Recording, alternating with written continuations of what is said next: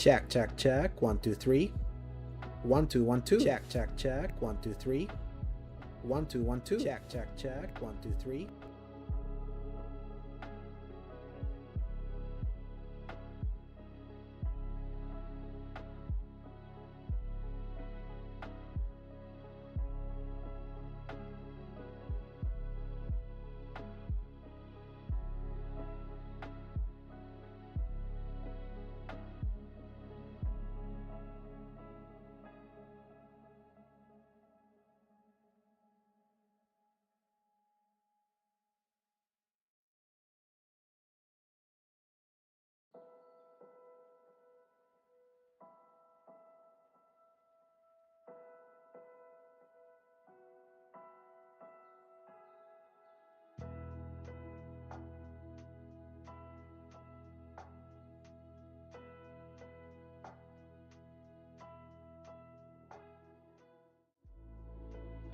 Welcome, ladies and gentlemen, to Monday stream over here at twitch.tv/theslayergiant and youtube.com/theslayergiant.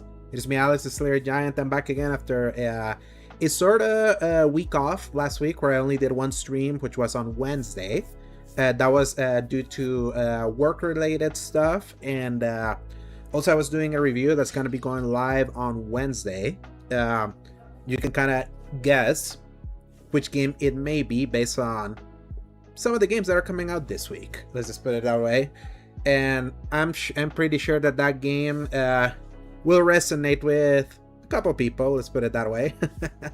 But yeah, like I had to kind of take care of that plus other work stuff, and I was like, yeah, like let me just. I considered be like, should I just stream during the week? And I was like, no.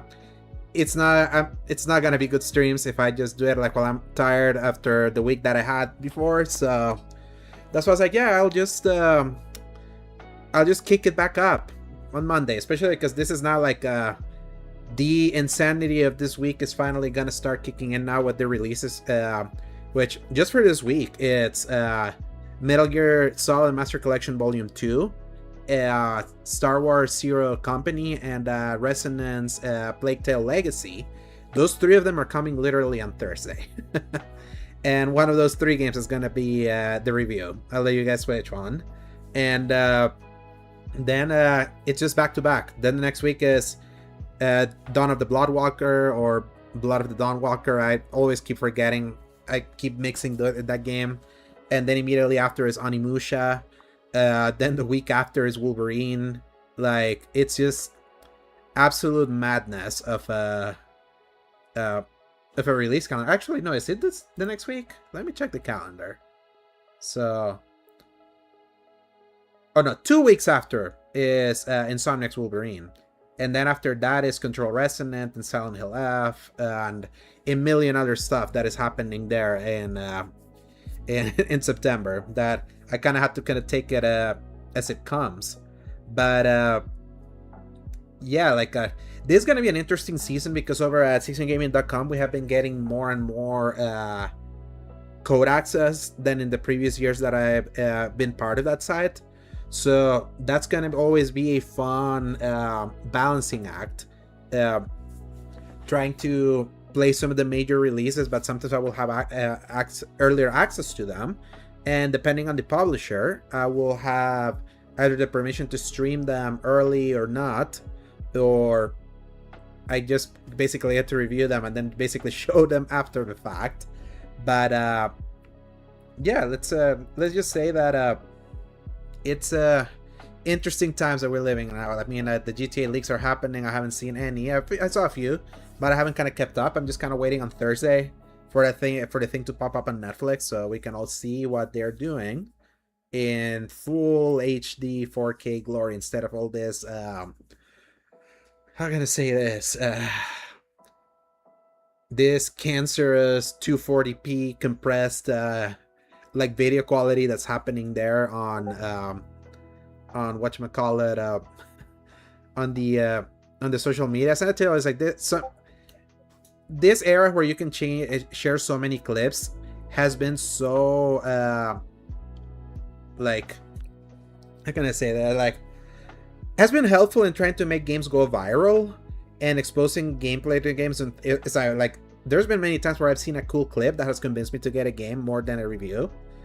But then other times I feel like the compression technology of a lot of those videos can make games look worse than they actually look on the screen. I've seen that. I've had that happen to me, where I'm like, I see a game in a video, like I remember Marathon, like the video clips that you would see on like Twitter, like would make the game look bad, and then when I'm literally looking at it and my screen, I'm like, this looks so stunning. It's like, it's so funny how like there are so many games that just get screwed sometimes due to this technology, and that's how a lot of people are consuming a lot of this stuff. And I vividly remember also when the Zelda re-releases happened for Breath of the Wild and Tears of the Kingdom. I remember I was like, I intentionally watched them. I was like looking them on my phone. I'm like, I don't see a difference, but I was like, wait a second. I went to my YouTube app on my TV, put it in the actual 4K bitrate like resolution, and you could see the difference. And I remember my friend Rick saying, I don't see it, and I literally told him, please do me a favor, don't look at it in your phone, watch this in your TV at the very least. And lo and behold, he saw it. He was like, yeah, I see it. So I feel like there are so many things that are getting misrepresented, and seeing those things in the in that compressed video that happens on Twitter, and it's such a shame. But it's a catch-22. It's like, that's where a lot of the people are getting older information now. So a lot of things get misrepresented now so often, especially in this era of AI too. So it's the unfortunate reality of where a lot of people get their stuff, like in a TikTok video, in a YouTube short, like in a compressed video on Twitter. It's like, it's unfortunate. I feel like kind of to segue to Wolverine, I feel like there were so many clips from the preview that I feel like made the game absolutely look worse. And I remember seeing I got to see the skill up preview, and it's full gore, and it definitely looked much better than some of the clips that I saw on Twitter. And it brought to mind that fact that I feel like some art styles are just gonna intentionally suffer if you look from that lens. And so much disrespect has been happening with Wolverine that I really want to give that game a shot. But I saw a lot of people already making like definitive declarations that X-Men Origins Wolverine, the 2009 movie tie-in that came to PS3 and 360, is already the better game. And I'm gonna do the deal. I like that game. I enjoyed it way back in the day. I bought it back then. In fact, I have it here.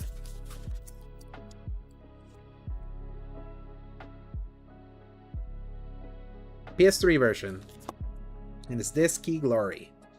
And I enjoyed that game, while acknowledging that game had a lot of problems inherent to the movie that it was tied to. The X-Men Origins Wolverine movie is a travesty. There's no mincing words. It's like, that's one of the worst comic book movies that has ever come out. Obviously, there's been way worse, I would say. But that's definitely like lower tier when it came to the X-Men movies. And it was an absolute shock that the movie tie-in made by Activision and Raven Software was so incredibly superior, because it actually like portrayed a version of Wolverine that we wouldn't see until the unrated cut of the Wolverine in 2013, and more importantly Logan in 2017. And to a lesser extent, the violence that you see in Deadpool and Wolverine that came out in 2024 from the MCU.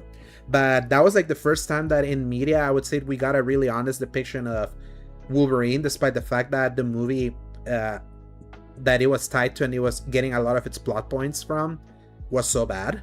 So it was able to like overcome that despite that. So it does make me wonder. This is kind of why I want to revisit it now, because I want to see how a lot of that holds up, and I want to keep that in mind as we now get this new iteration of Wolverine that's not movie tie-in, and was one of the reasons why a lot of people loved the Insomniac like version of their superhero games in the first place, because they were an original tale similar to the Batman Arkham Asylum. So I do feel like a lot of people's disenchantment with Spider-Man 2 has really like broken containment at this point, and has made people like romanticize an era that I remember vividly being crapped on when it came to superhero games, including this one. So That's why I was like, yeah, it's like I remember it not being that long, so I kind of want to play it. The plan of this week and how it's gonna go is so I'm gonna play that today.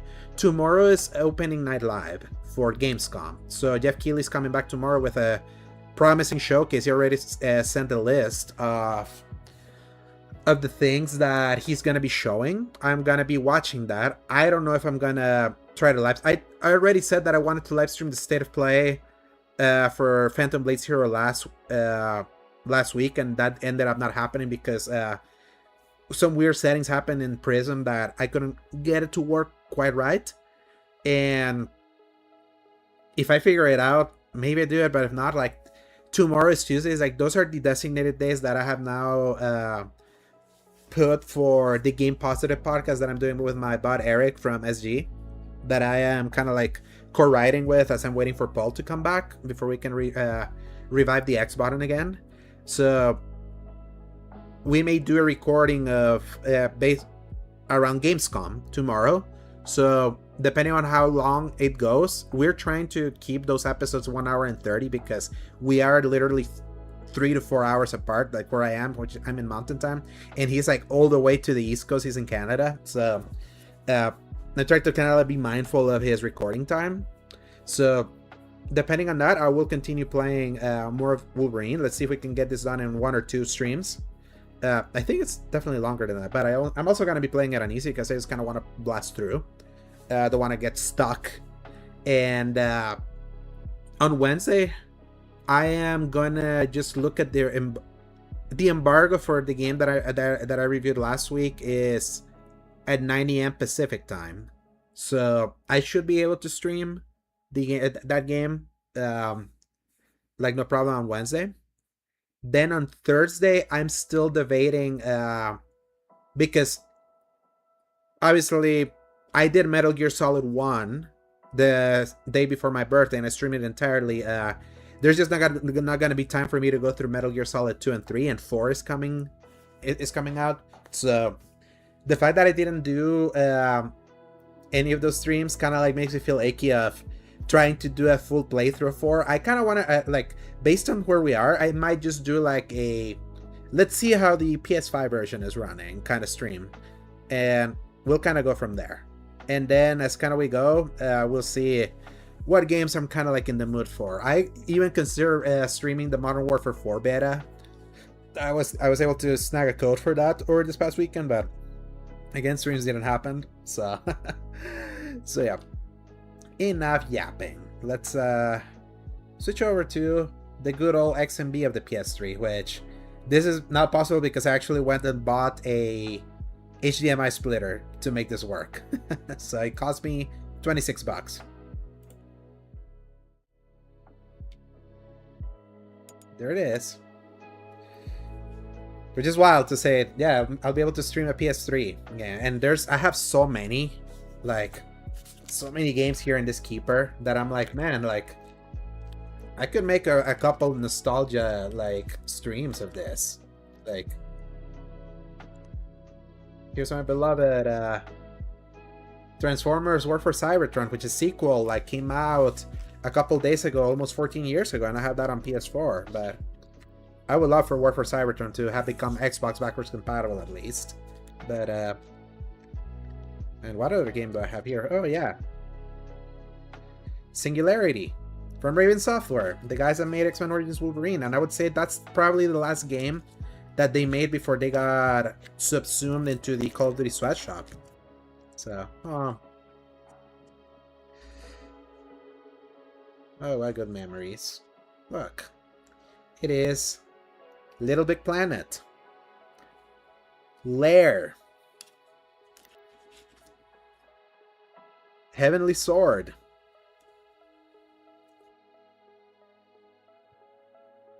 man, those early PS3 days were glorious, huh?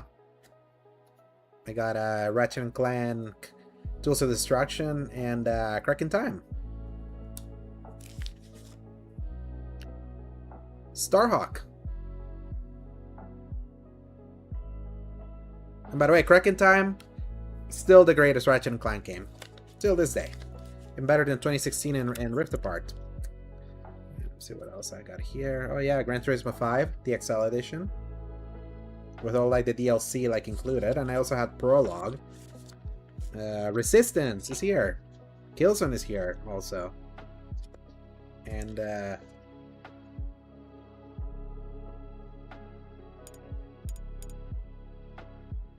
couple digital games that I have here. So obviously I had Infamous. God of War, like the entire God of War franchise I had digital here except God of War 3. When I got the remaster, I sold the PS3 disc. God of War 1. Metal Gear 4. Getting out of this console jail in 2 days. Also Peace Walker getting out of this jail because it got delisted too. God of War Ghost of Sparta, probably the second best God of War of the Greek era. Oh, PlayStation All-Stars Battle Royale. Chains of Olympus. The greatest God of War game, God of War 2. Eco. The my least favorite of the Team Eco games for sure. I'm a Shadow of the Colossus guy. Portal 2. Infamous 2, which in a few days, if you haven't gotten this platinum, you're as well. You gotta go do the UGC stuff now if you're interested in having this platinum, since we don't know if these games are ever gonna get remastered. Ratchet & Clank Into the Nexus, the one Ratchet & Clank that I didn't beat, actually. Prince of Persia: The Sands of Time, one of my all-time favorites. Quest for Booty, the Ratchet that was in between. Tools of Destruction and Crack in Time. Binary Domain, the third-person shooter from RGG. Rain, the weird indie game from PlayStation. Remember when they used to do those? Remember Me from Don't Nod. It's here. Jet Set Radio. Little Big Planet 2. So, I used to have the disc of LBP2, but when I got this digital version, I sold it. So, it might have been a mistake. Batman Arkham Origins. I actually had the 360 version of this that I got early in 2024. That's back compat on Xbox. So, Castle of Illusion, the PS, like the original and the remake. The Ratchet trilogy is right here. Rayman Origins. I had that on 360. I have the Xbox version of this, so I have a way to play. And this is gonna be remastered as a definitive edition. I'm excited to replay it that way. Puppeteer. Confession time, I've never beaten Puppeteer. So, never, like, I think I played like a few minutes of it back in 2013, but I always intended and I never did. Obviously Enslaved, Odyssey of the West. Sly Cooper Thieves in Time. I actually haven't played this one, I just have it. So, Infamous Festival of Blood, great DLC for 2. Prince of Persia Warrior Within and Two Thrones. I adore these games. I wish I would die if Ubisoft could just like port these things as is, since they canceled the remake of Sands of Time. Like, this was such a great trilogy and a great example of the kind of game that I really like playing. So, and yes, I actually have the digital version of Crack in Time because for a time I had a PS3 that the disc drive didn't work, and this is another one. So the disc drive actually works, otherwise I wouldn't be able to play this. All for One, never beat it. And Little Big Planet Karting, barely played. And I have a shit ton of other digital games too, but these are the ones that I've kind of just kept there. So, let's do the test, shall we?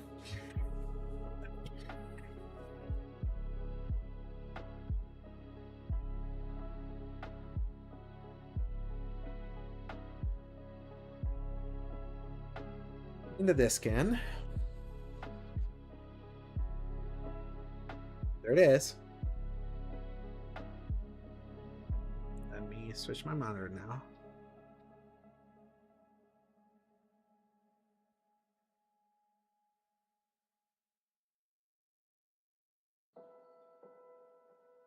It worked. No disc rot for me. Support the audio format. Set the audio output on your output player to pulse code. Oh, okay. Yeah, I'm not hearing anything. Huh. Yeah, you guys don't hear audio, right? Yeah. Like.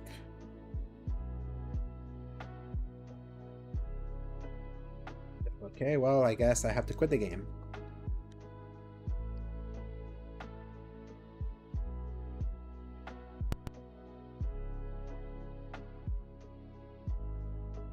Yeah, the audio settings in PS3 was always so weird. Let's put it that way. See, I can hear audio here, but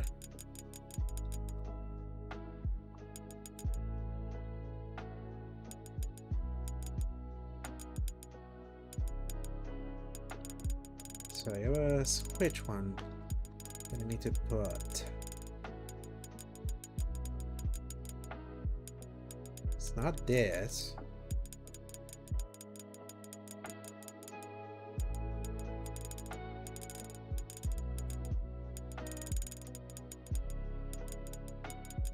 Man, there's so many of all these audio formats now. It's like, it's so wild. They're so different now.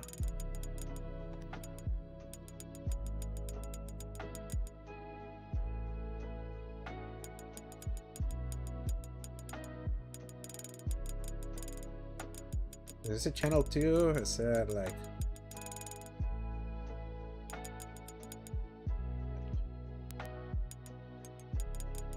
Let's see what it says again.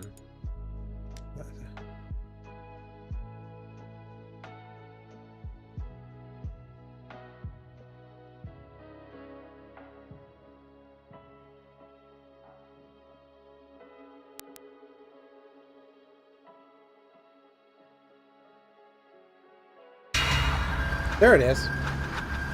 I can hear it now. Let's get it to the stable Dolby.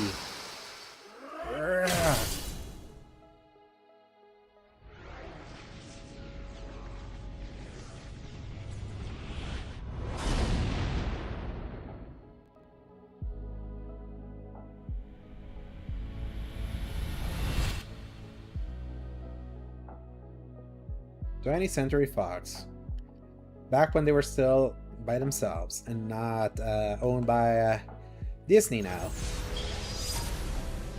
Unreal technology. This was Unreal Engine 3 at the time, which, since I'm playing the PS3 version, I'm technically playing the worst version, because Unreal Engine 3 didn't work well on PS3 compared to 360.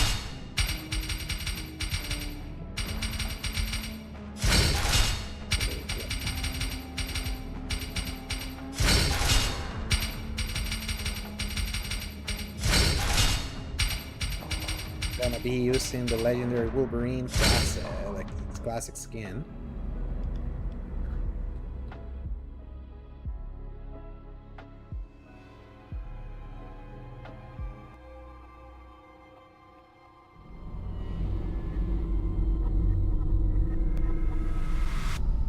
This movie tie-in era sure was something back in the day. In the not too distant future.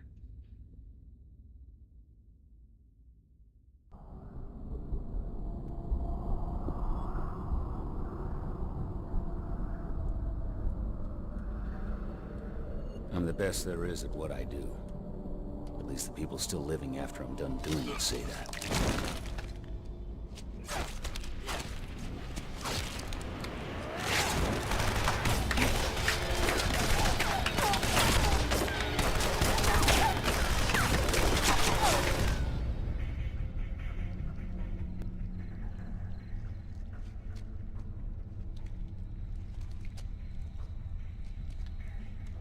And these were the cutscenes done by Blur Studio. They loved doing that with Raven Software at the time.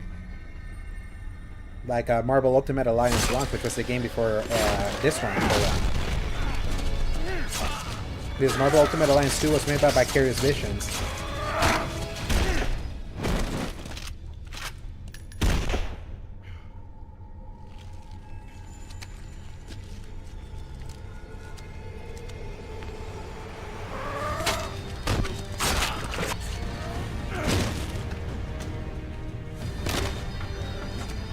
In a post-Logan world, it's like it's so blasé now, but like having a Wolverine this bloody really was like a revelation in 2009, and it carried a lot for this game, considering the amount of 7s and 8s that it got.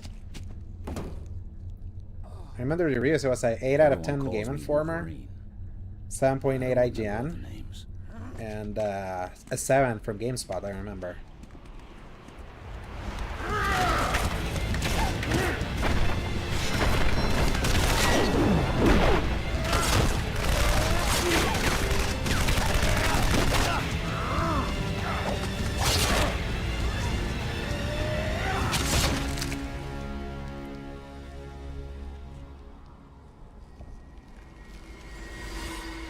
And it's so funny how the movie that this is based on is not even close to this bloody.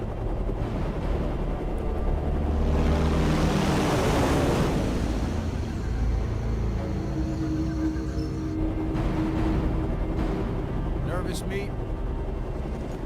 You smell nervous. Better than how you smell, that's for sure. Drop zone coming up.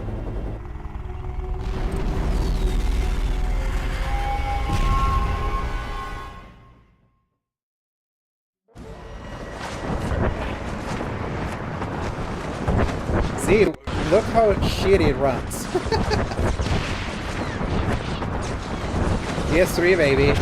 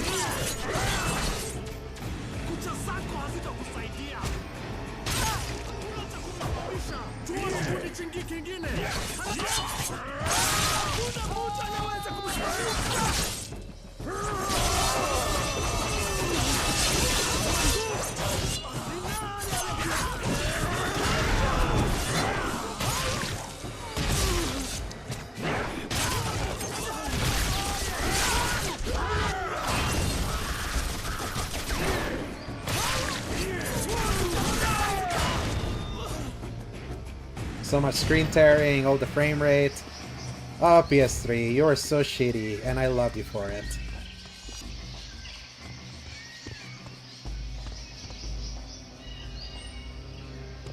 Not a bad looking game. It definitely had that Unreal Engine like patina to it.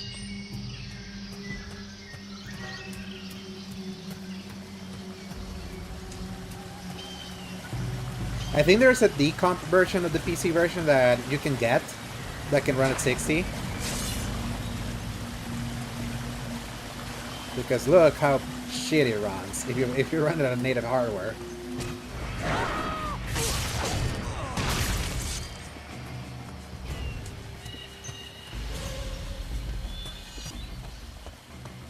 Oh, here comes like the moment that defined a lot of the That gameplay. must be my chopper. I better see how Victor and the others are doing. Time to get to work. I'm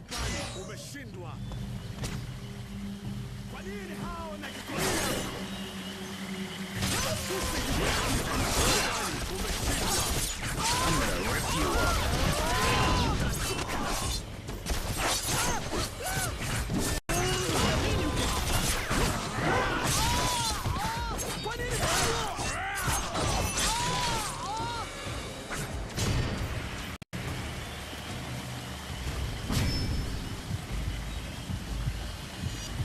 Log ambition.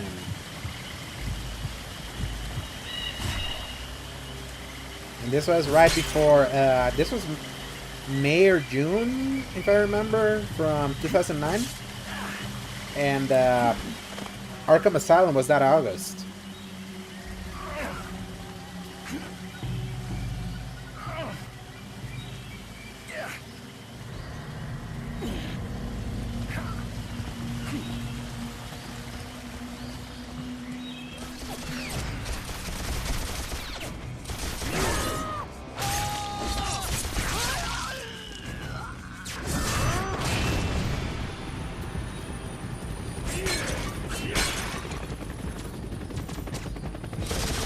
Here comes the moment.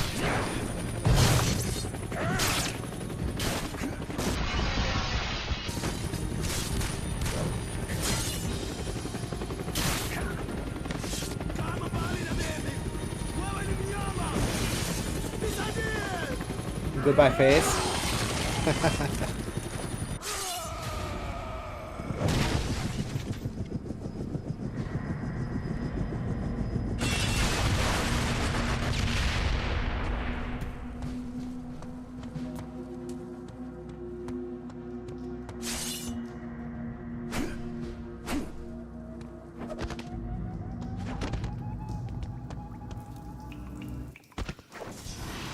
Machete champion.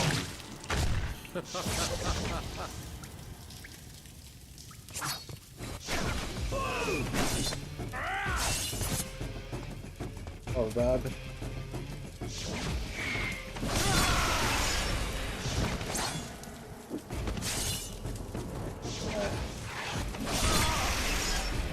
I want to stab this dude over here, but I need him to get closer.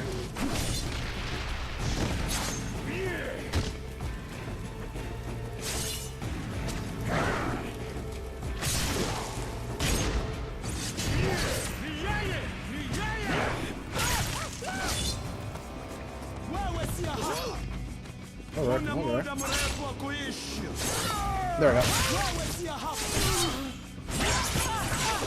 You want a piece of me?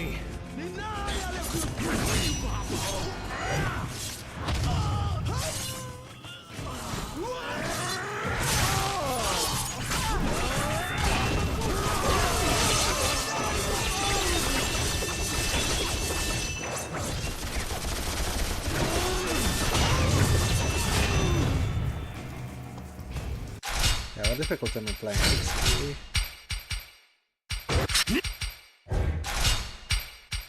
It doesn't say. Hold up.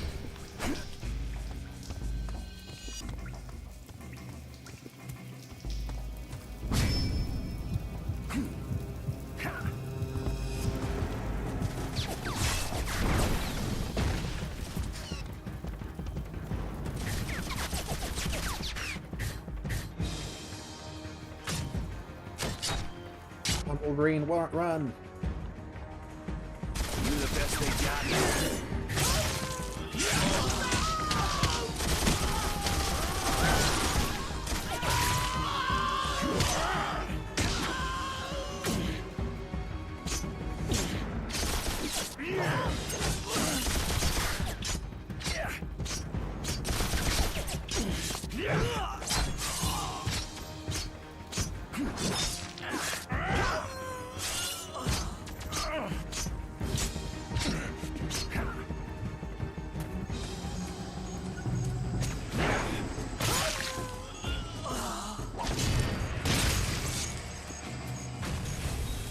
Hey, monkey.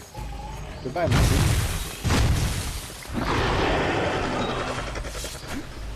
What the hell was that all about?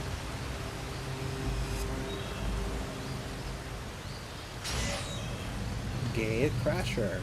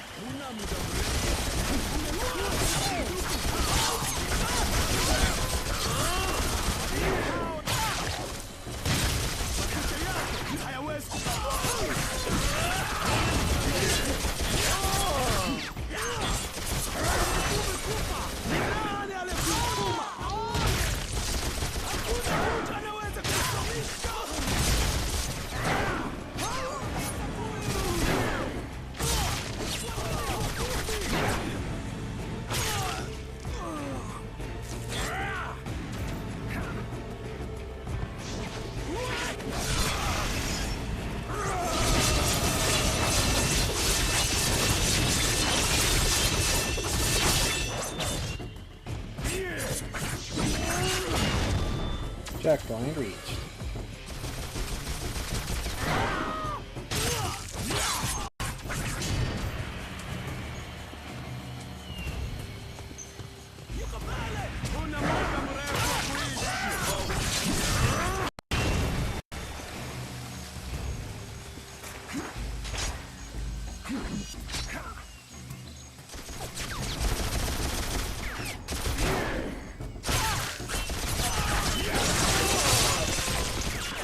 That's right.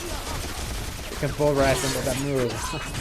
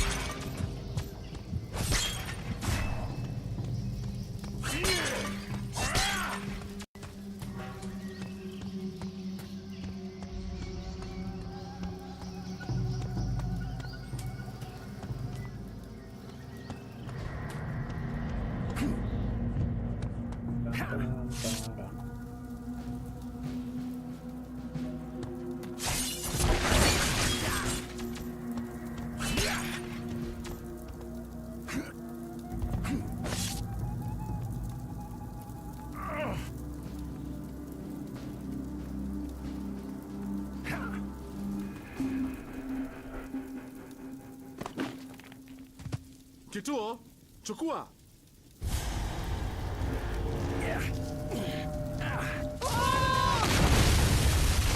Yeah, the thing with this game is that so much of it is very OG God of War coded. I bet you thought you were lucky.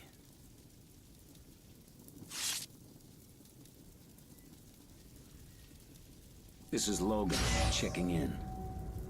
Logan, still alive after a helicopter crash. Why am I not surprised? I'm at the site now, sir.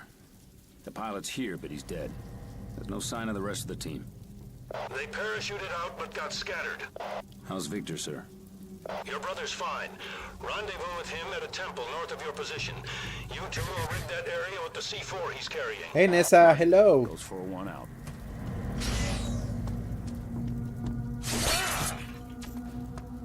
Hope you're doing well today.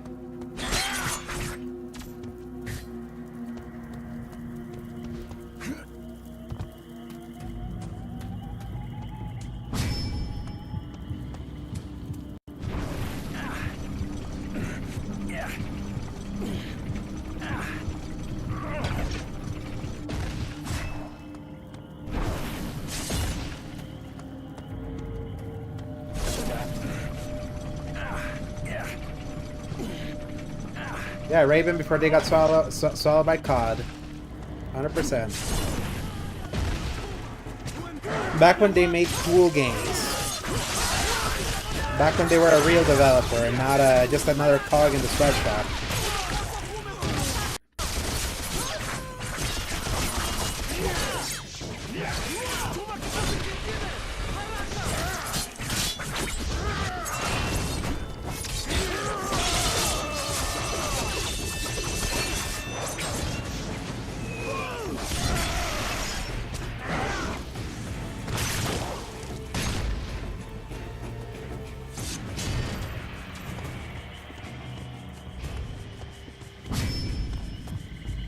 Find the next objective.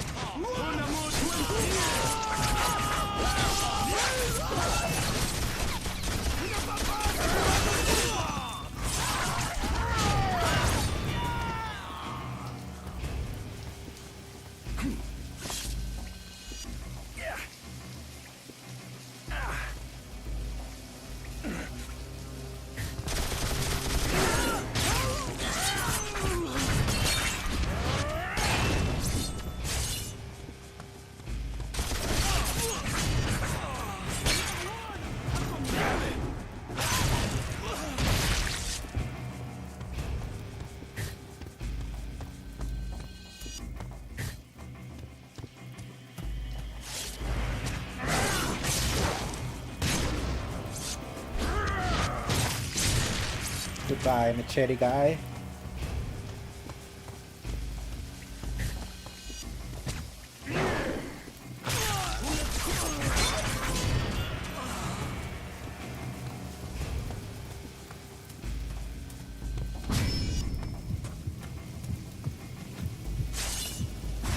Gotta crank it.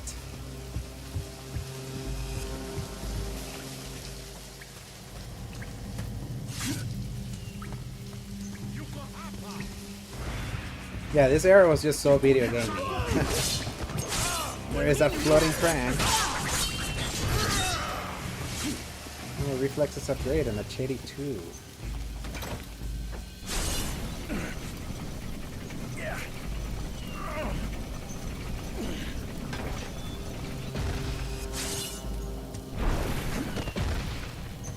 Sylvia, did no one tell you it's a PlayStation Blackout? It is! Hence why I'm playing on PS3. Hello, Eric. Are you ready for Gamescom tomorrow? Now that our podcast topic got made obsolete. Thanks, Nate the Hate.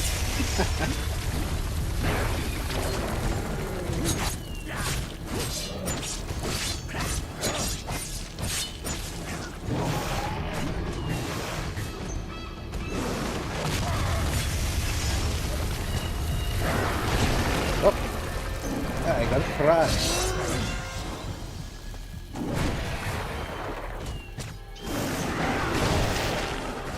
Lol.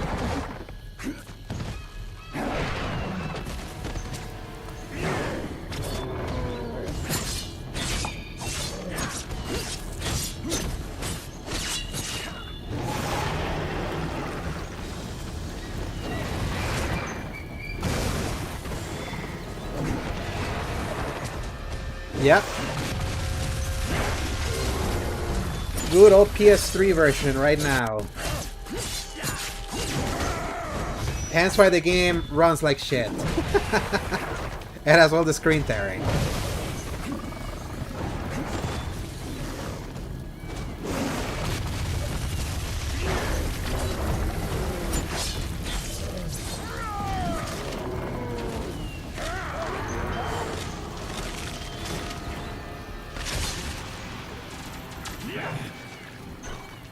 Yeah, Nisad, like the head of the movement literally like up the ante by being like, hey, just so you know, the 1 week is just the minimum. If you want to make it permanent, do it. It's like, let's all go permanent. And I'm really want to see if a lot of people like stay on business. You heard the man, Logan. Find a way off that rock and get to the river. You don't have much time.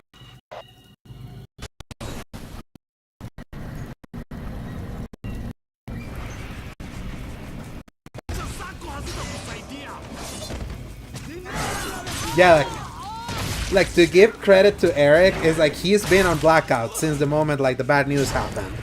Like he has not budged. And he changed like all his pre-orders, like all of them that were out for PlayStation, he moved them over to Xbox. He's not part of the Steam ecosystem, so like if anything, Eric has been consistent. So I'm not gonna make fun of him over that. Yours is not being used as the last time you tried Chiaki? Which one is that?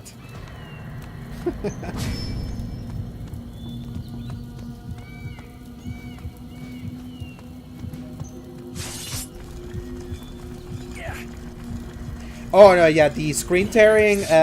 This game was bad with screen tearing, and there's no way to alleviate it, especially on PS3. But I'm getting a better monitor soon. Oh, okay, the Chiaki, that makes sense. I thought it was like some weird game that I didn't know about. But yeah, Chiaki is the new Steam Deck app, right? Like that can even access like PS Plus, I heard. So.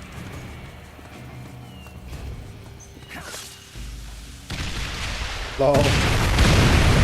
Switching the costume.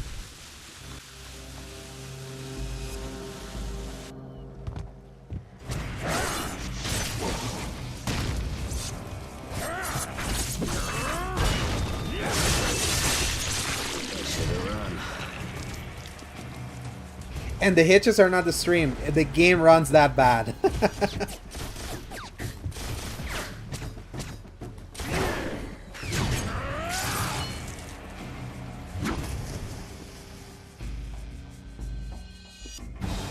Especially around alpha effects.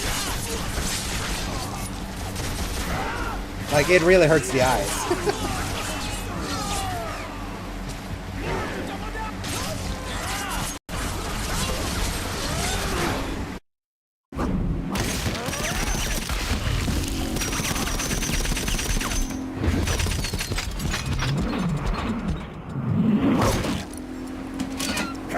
No, the 360 version didn't have as much.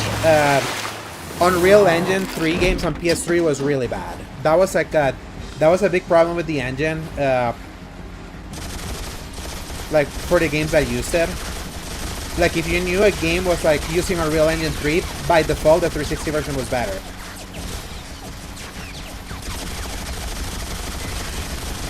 Yeah, you went viral. Time to plug in the show, Eric. plug it in the replies.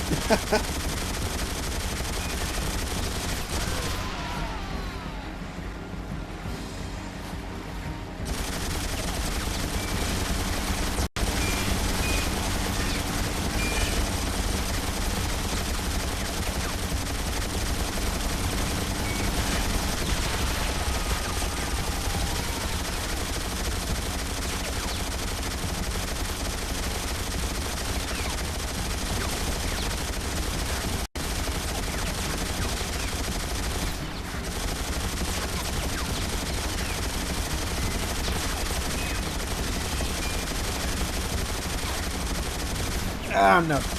And that's the thing, like, it's not. Because I remember the tearing being that bad when I played this back in the day. The thing, I was so used to screen tearing being so common because I mainly played on PS3 that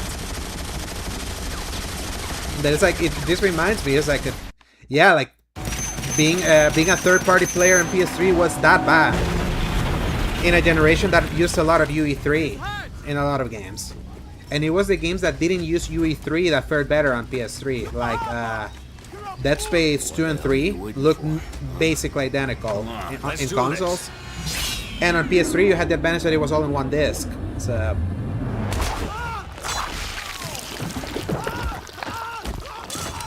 Ooh, jammy. Goodbye, testicle.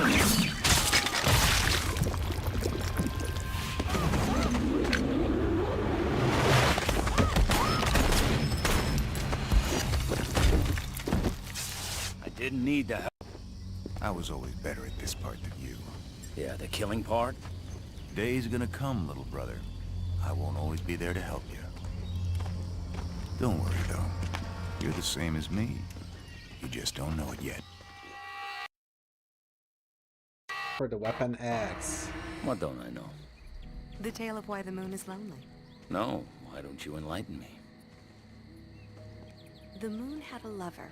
That freaking cell processor, man, is like, it's what so he has trapped so many games our world and pick her some from coming forward. Never trust a guy named Trickster. Kwekuachu found out that once you leave the spirit world, you cannot return. So now he's trapped here, doomed to howl at the moon forever. Kuku-Kachu got screwed. Kwekuachu, the Wolverine.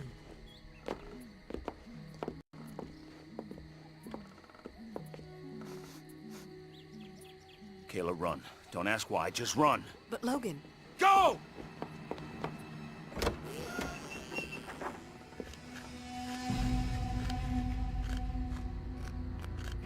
You. Hey, little brother. Long time no see. Oh, the bone claws.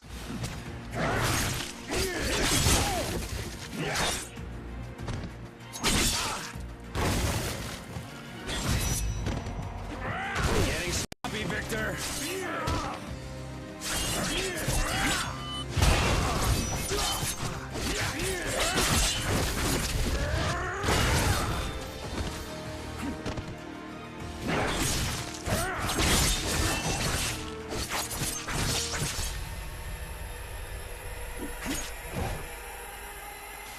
take this outside.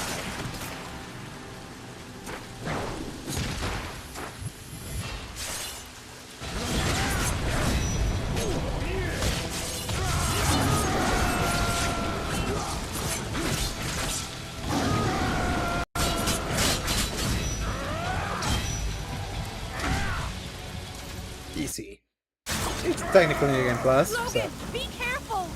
Stay back!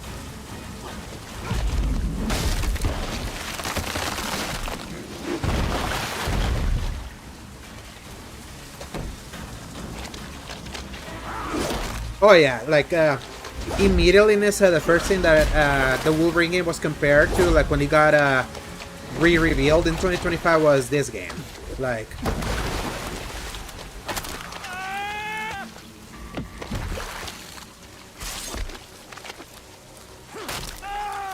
I was always better at this part than you. Now, they should have had in the custom suit in the cutscene, would have been pure cinema, 100%. They were cowards and not going extra far with the suit there. But remember, the Fox era of X-Men was very cowardly towards giving you the classic suits. Please, Caleb, stay with me. You're okay. You're okay.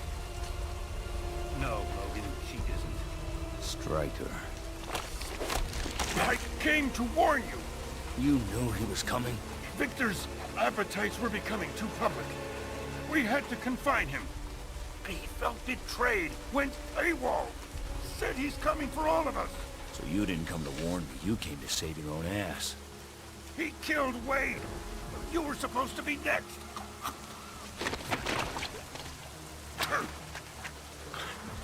He didn't get killed, What's he your just got plan, shut up. Captain? I'm gonna find him and kill him. You already tried. Yeah, this movie's can't version of beat him, Deadpool Logan. is an abortion. You know you can't.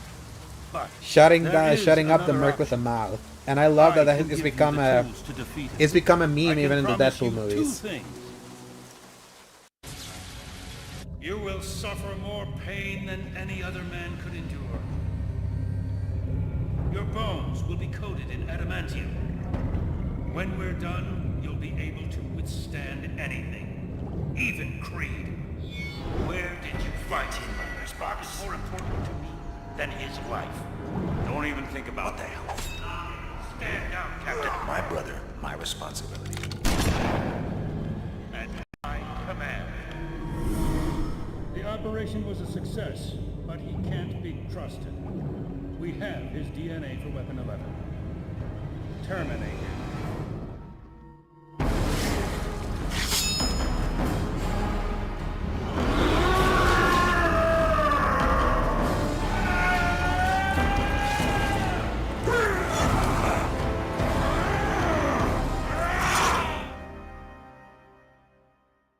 And back to the yellow suit. Go, go, go!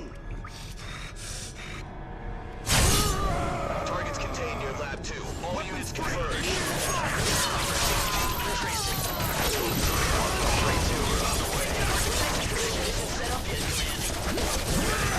Before 2. And send a team to evacuate science personnel from the area.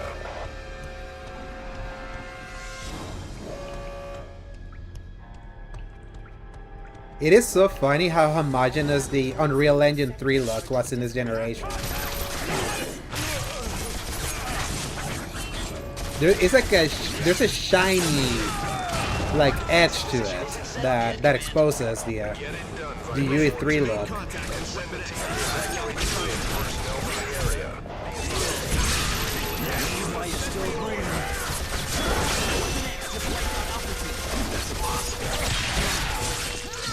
team to evacuate science personnel from the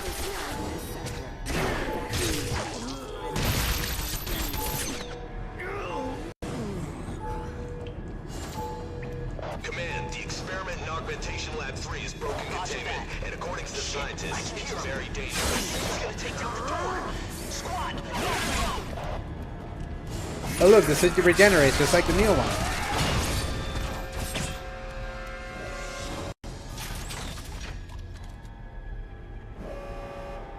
Oh, but the booty hasn't regenerated. Badges must be displayed at all checkpoints.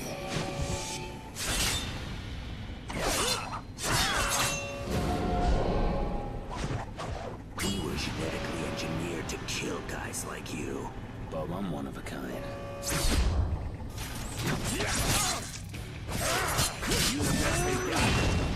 Attention all squads. The experiment in Augmentation Lab 3 has broken free. The subject, known as Weapon X, is extremely hostile and is to be shot on sight.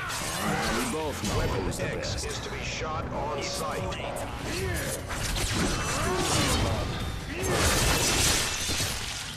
You see?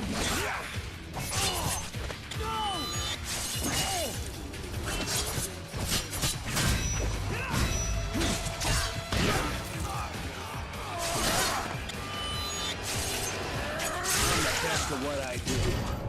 Command, we're taking casualties. Move that reinforcements. Keep them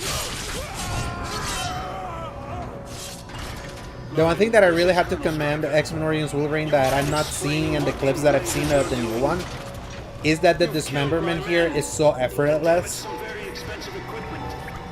You're out of control, son. Stand And then when you see the clips of Origins of the new one, it seems like he's constantly slashing and it's not dismembering as many people. Beta team Like- scientists are to report to Central Command. You are needed in the Weapon 11 lab. What the hell is going on? Is this some kind of drill? Drive them back!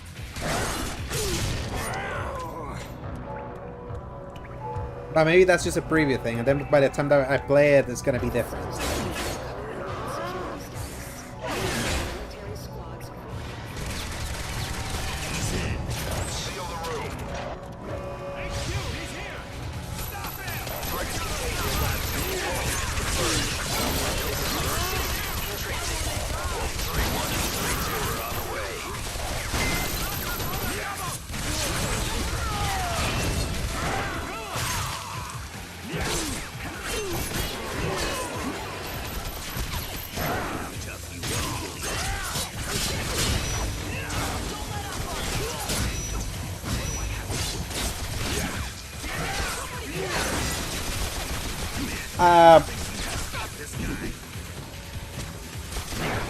I put it as interest, Nissa. I think if someone's gonna review this one, it's gonna be Eric. Because he last did Spider-Man. Unless he's fully committed to the Blackout. And then I'll do it. Because I'm for sure playing, I'm for sure gonna play this, but we're not gonna get, we're not gonna get early access to it, for sure, so.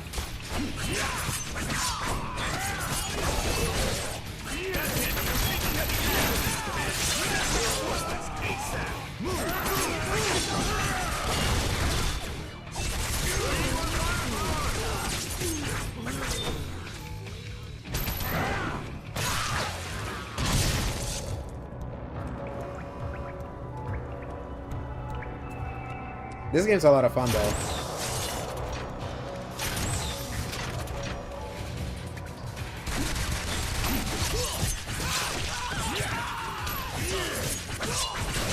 There's no need for more deaths, particularly yours. Surrender and we'll talk. That's how he would fold, with a digital free copy. Won't be harmed. But that's just the nature of reviewing. It's like, reviewing is through codes, so.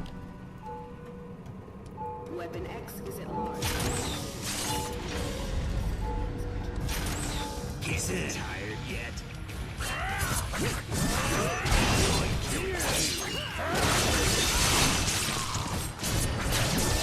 Additional support staff is needed. Weapon X, I mean Logan, there's not much time. You were injected with a poison while you were in the adamantium tank. I can help you, but first you have to come to my lab.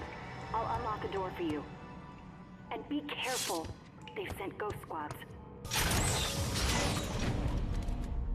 What the hell was that all about?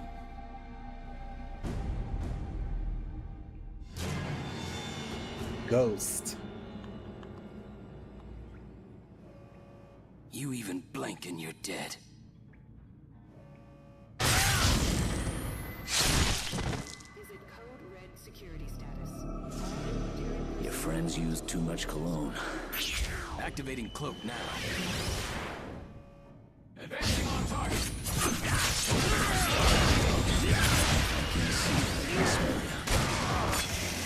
Flank if possible.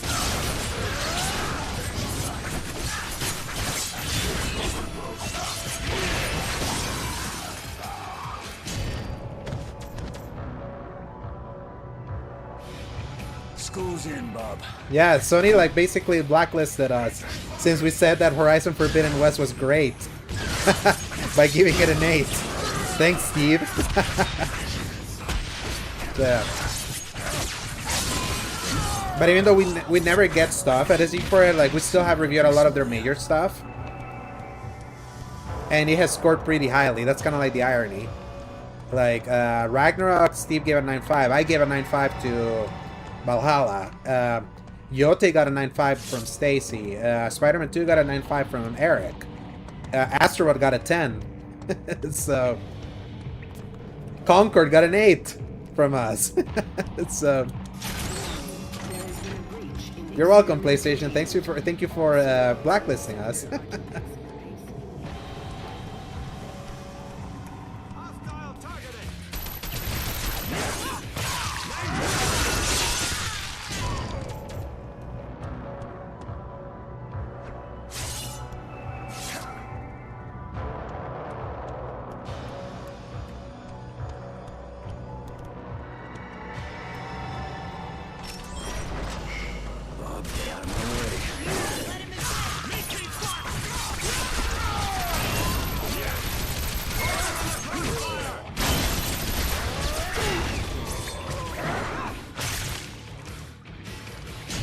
And Death Stranding 2 we were gonna review, but instead we did I was convinced to do an editorial for it. Yeah, you did Helldivers 2. I think you gave an 8.5, right, Eric? It's so funny that these guys look exactly like the roided dudes from Arkham Asylum. Because it's all Unreal Engine 5 assets, Unreal Engine 3 assets.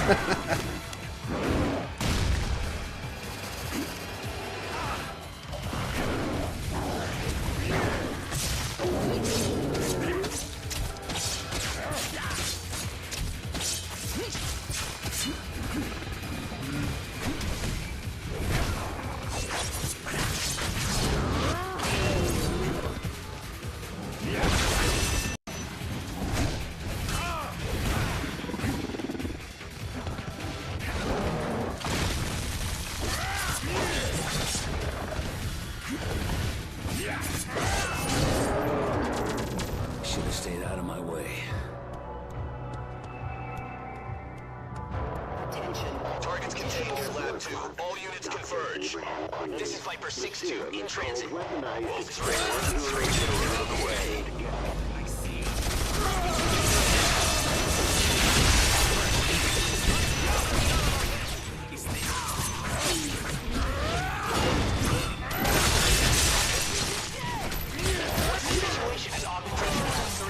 Hey, it's one of the last few that you'll get on PC, and that one has a really great port.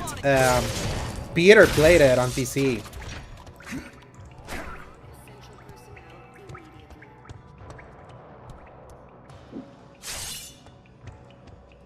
And if I had reviewed Death Stranding 2, I think it was probably gonna be a 10. So still no other 10 from me since Alan Wake 2.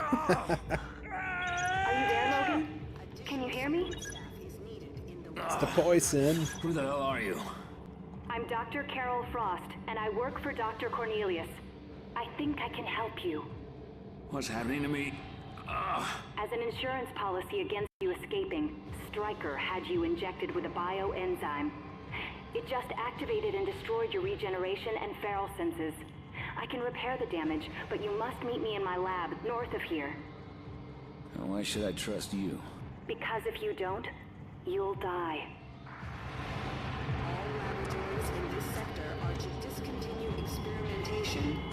I lost my regeneration.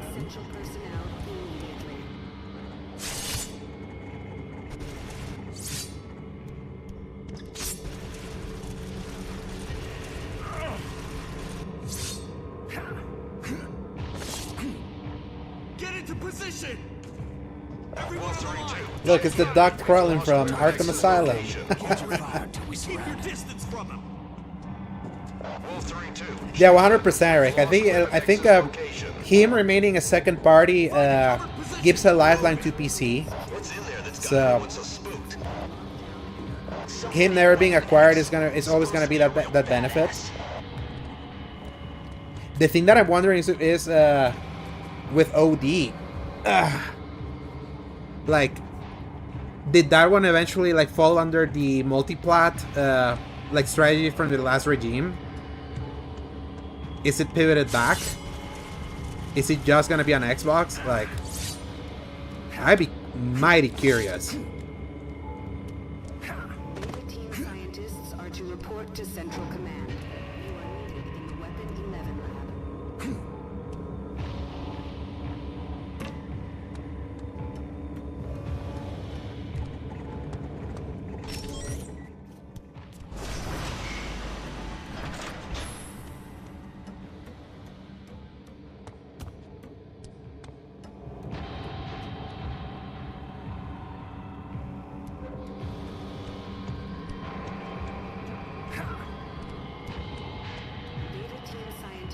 To report to Central Command.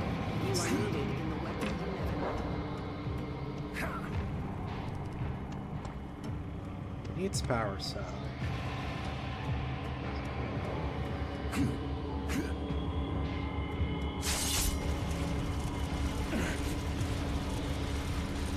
Or I have to push this.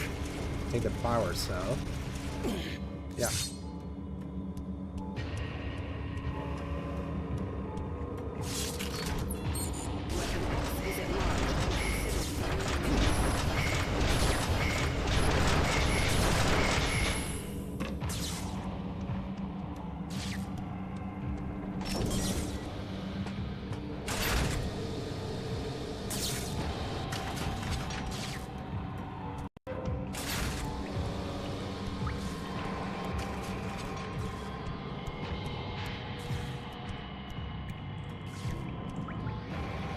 Have a little stealth.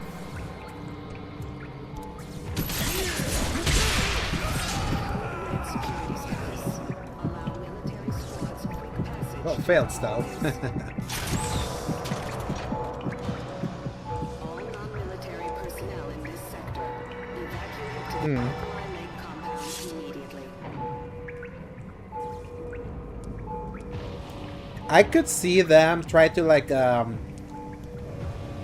convince him and be like, hey, Death Stranding, well, actually that's even a bad example since Death Stranding actually made it to Xbox, so that is technically, it ended up being a full multi-platform game, so unless they do like a delayed release for that, So I could see him try to convince and be like, hey, Death Stranding is just not an Xbox, so Wait, you don't understand. I want to stop make the it a atrocities they're PC and committing here. Xbox. And I'm starting with Just like your you. last game was just PlayStation and PC. What's that do? It will deactivate the bioenzyme. All right. Do it. You're safe now. If you go to the biomechanics lab, I'll repair your healing ability. Hey, Doc. This turns out to be a trap. I will hunt you down. Then I have nothing to worry about. I brought your things.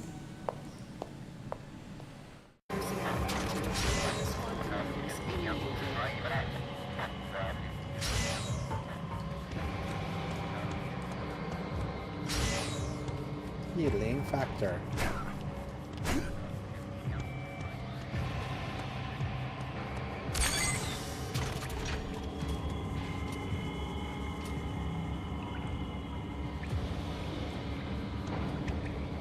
Hey, is those machines like Gears of War 2? In the Weapon 11 lab. Dr. Frost, please contact Dr. Cornelius immediately. See, there was stealth in this game. Same as like the new one.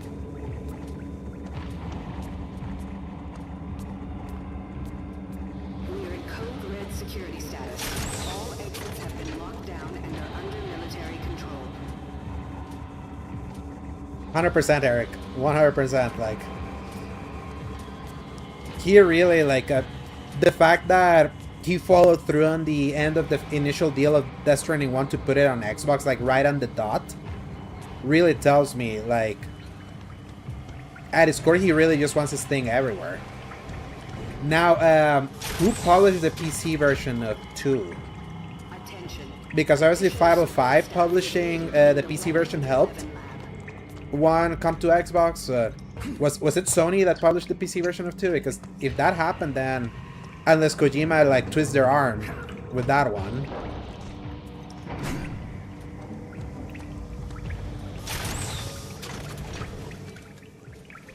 Hold up, I saw something in there. It's nothing. Just a portable turret. I don't know. Weapon X has got you seeing things. Let's get the hell out of here. I should probably call this in. Non-military personnel in this sector. Evacuate to the Alkali Lake compound immediately.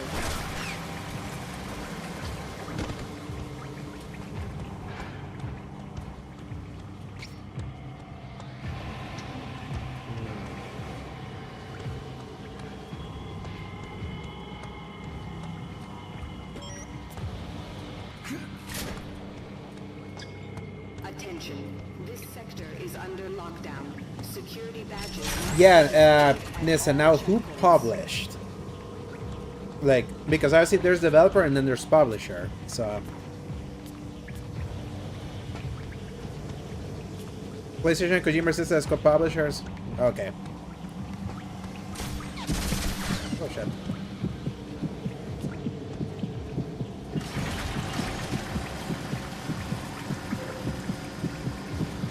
Yeah. Yeah. Unless it's a massive, like, Kojima strong arm, yeah. I don't think 2 makes it over to Xbox.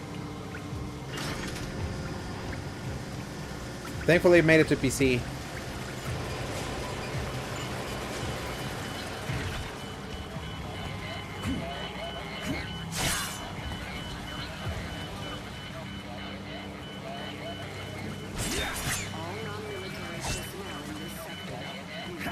Weapon X might be in this area. Maybe. Stay alert, just in case. He's up there! What the hell are you doing? I heard something up there. All Viper squads, rendezvous at detention area 6. Everyone's running around, pissing themselves over. Yeah, there's something interesting about the IP ownership of Death Stranding because technically he owns it, but certain publishing like agreements are owned by Sony, like from like what I remember hearing. He's right here! Weapon X is at large and considered very dangerous. Civilians are to avoid contact with him. Specifically in Japan.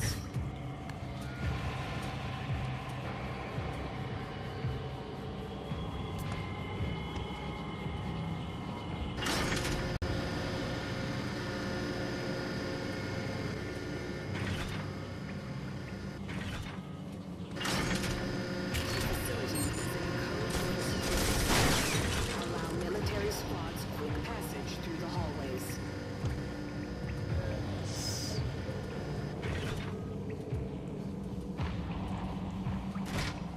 It's certainly not here. Ah, shit.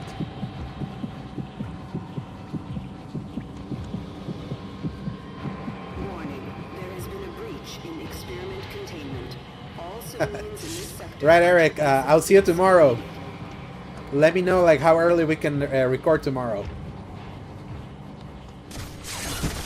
I'll certainly be watching Gamescom live.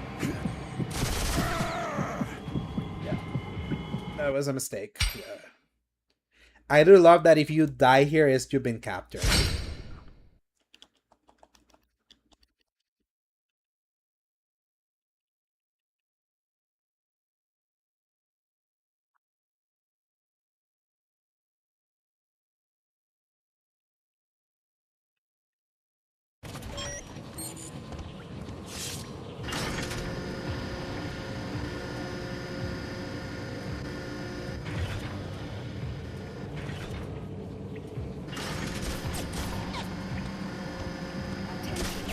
Additional support staff is needed in the Weapons 11 lab. The access searches and Wesley while you're at work. Yeah, I think we'll be able to cover that based on when we're recording. So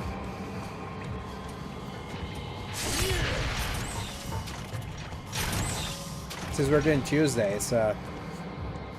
But I mean, they're technically not announcing anything, so... I mean, they're gonna show new stuff. I'm excited to see more of Fable. With Gears, I'm already sold. Especially after the beta.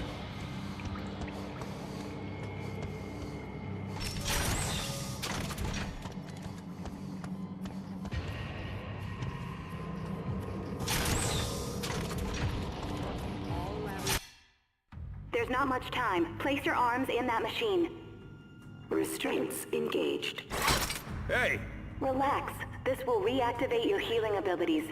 Open up! Open the door! Oh no, they're here already. I have to go, but I'll meet you at the neurochemistry lab. Good luck, Logan.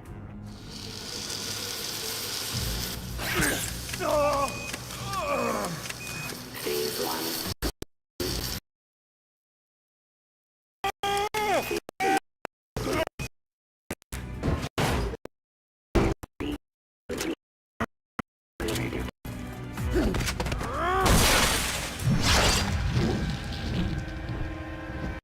Yummy. And he dead. We killed the bastard! I can't believe it! He's dead! Yeah, we did it! Target is Command! down! Weapon is dead! Pete! Dead! Hey, somebody take my picture!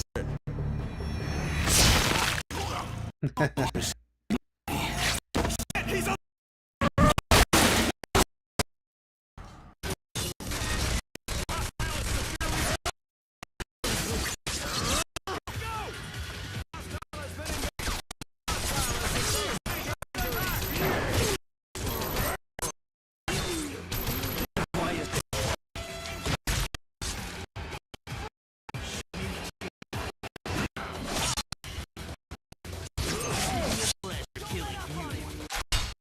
Second. I just got a blessing to post this in the nerd chat.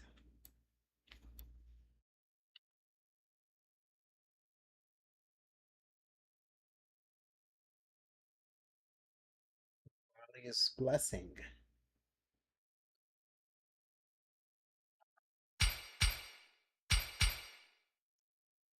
You just want more information on Hell of Mice and Magic, and there are no ghosts at the Grand.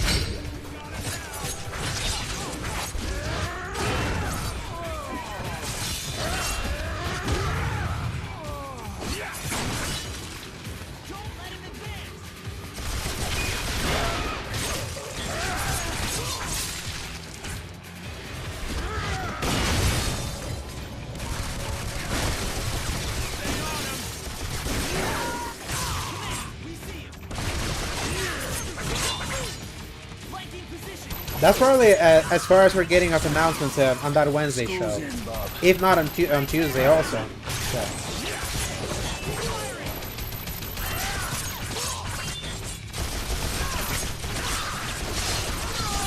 Yeah, to me I wouldn't love nothing more than... I know it's still too early. I already know that it's spring 2027. Like, I want to see what they show of Final Fantasy tomorrow.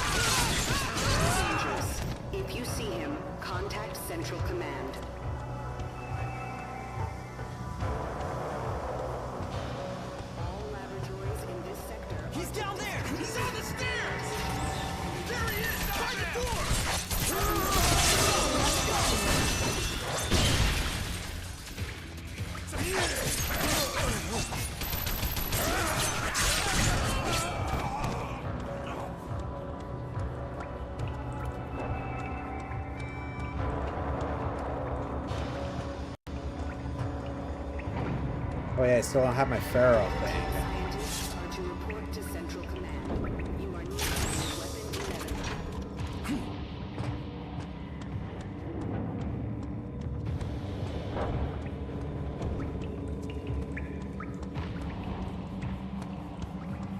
Weapon X has been sighted! Smoker! Roger! Popping smoke!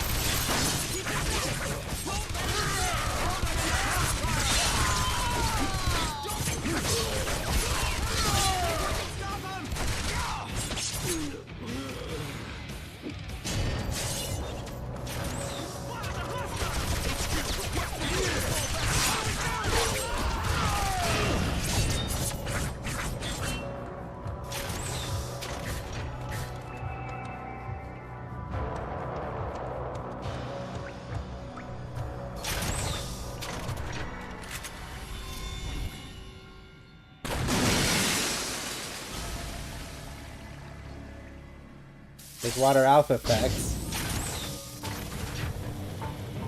So bad.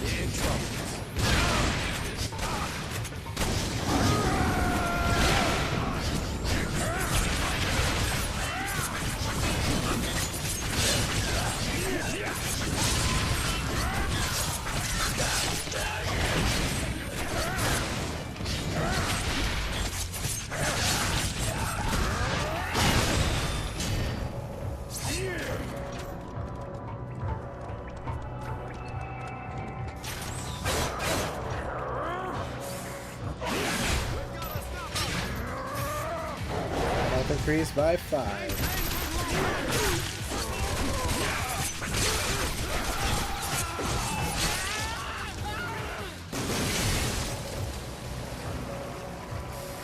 Maintain position. Maintain visual contact.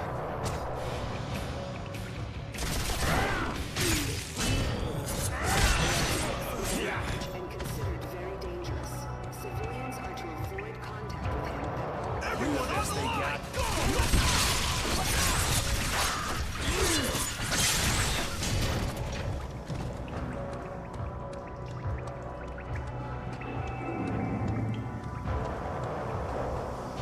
Oh. Logan, we have to hurry. The Glitch. soldiers are on their way. Sit here. This machine will repair your hypersenses. Oh, great. I have to leave, but the procedure will only take a few minutes. When it's done, you can exit through that door. Thanks for helping me, Doc. Logan, there's a little girl locked up in this sector who needs help too. Take her with you. Come on, I don't have time to play babysitter. Please, Logan. She's scheduled for termination. You have to help her. Please, Logan. She needs you.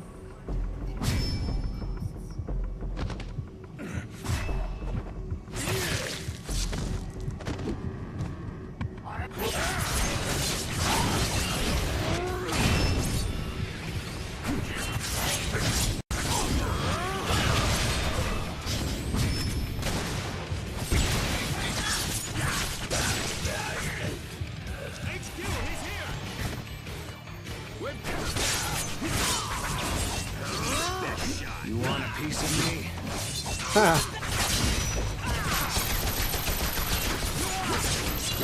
Circa 2010 messaging.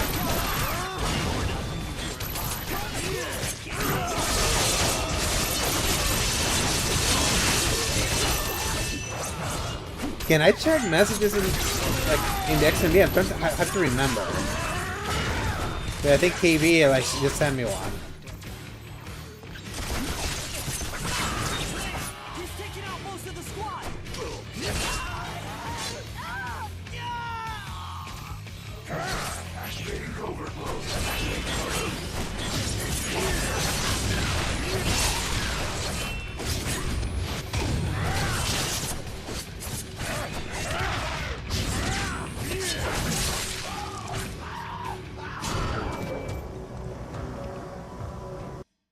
Yep. Nice. That's so funny. Let me see. How did this work? So it was message list. Uh-huh. Yep. This is how I used to do it back in the day.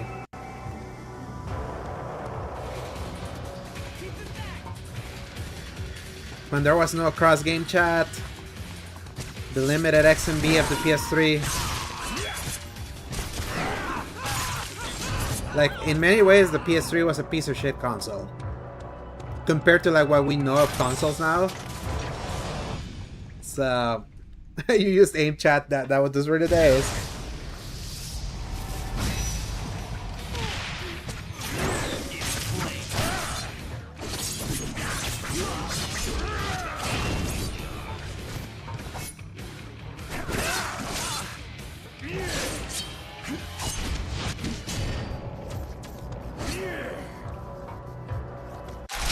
I remember.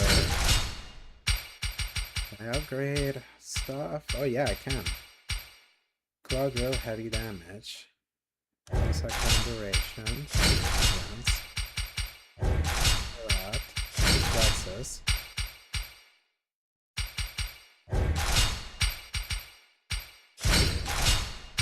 5 moves. Actual combos. Hearing that I was watching the skill up like preview of the game. He says that like the only attack button in that game is square, and to do lunges is triangle. And hearing that made me howl a scream of pain, because I'm like, God damn it, you cannot do combos in that game then, like you can in this one. Who are you? I'm Logan. Who are you? Anna. Well, you must be the one Dr. Frost was talking about. Dr. Carroll said she'd come for me. Let me see what I can do, kid. Mr. Logan. Anna, I need you to close your eyes and don't open them until I say so, all right? Okay, Mr. Logan. I think it's time you punks face someone your own size. Weapons up!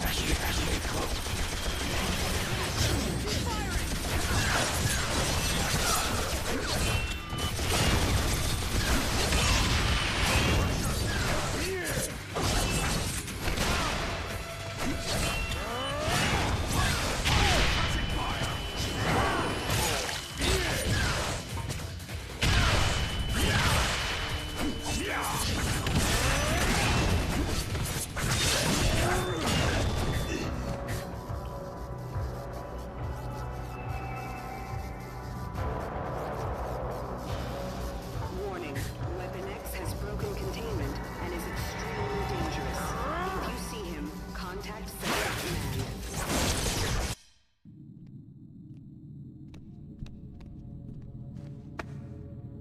I did what you said, Mr. Logan. I kept my eyes closed and never looked up. Good job, kid. I'm proud of you. Now, why don't we get you out of here, huh? I can help. I saw which way to go and they brought me in. Hey, what the... What the... Did you just teleport us? I moved us, if that's what you mean. Think you could move us through that door? Not right now. Moving us both makes me really tired. No problem. Just stay here while I go to that control room and open the door. I can get there by myself really quick. No, wait, I can... Oh, you're not tired about on your own. Look out! We have the girl, Colonel Stryker.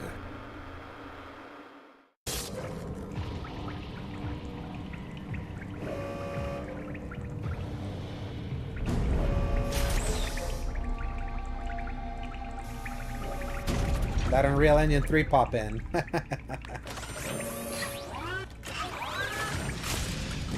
Goliath.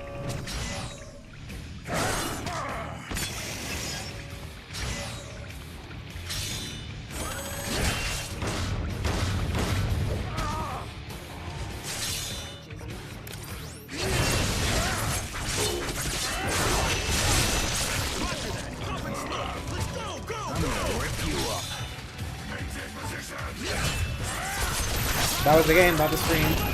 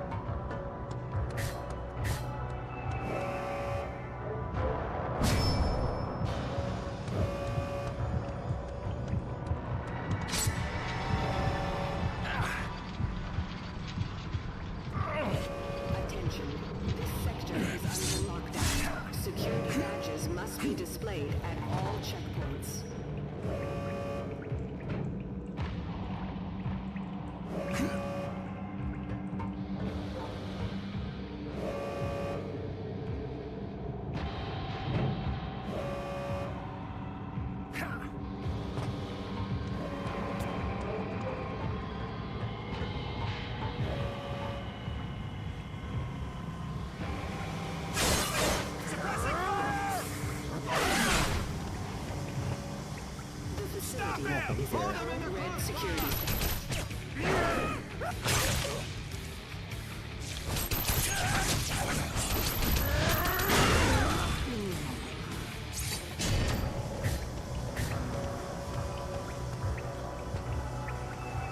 Target's in the room.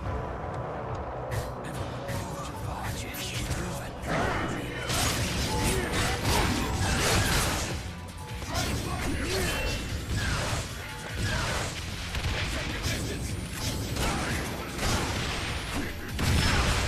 Oh, something.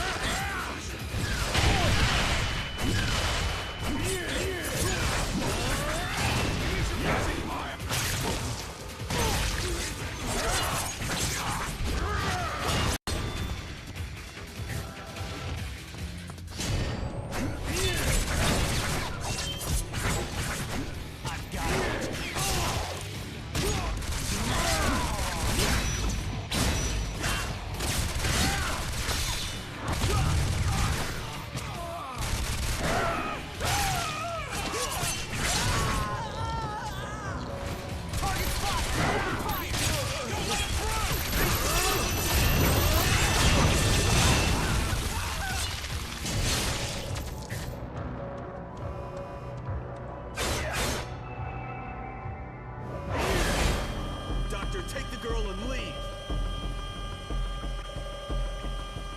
Nothing can stop him.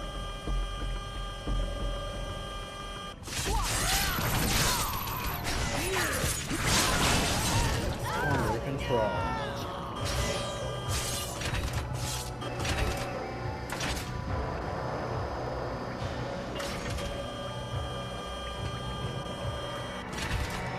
You know, this is a PS3 game when that like gray scale saving is in the bottom right corner. The facility is in a code red security status. Allow military squads quick passage through the hallways.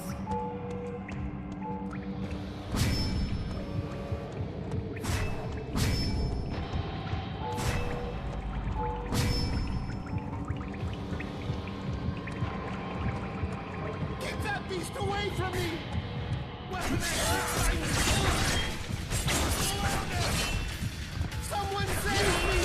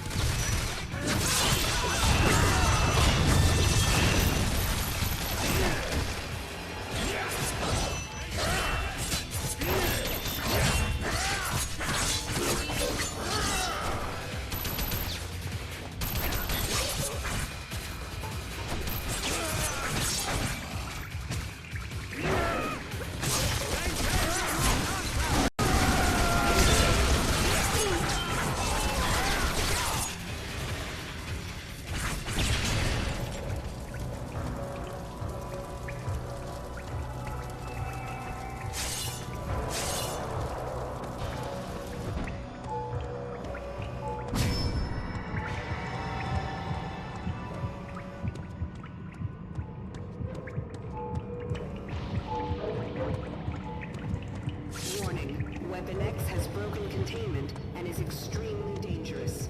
If you see him, contact Central Command.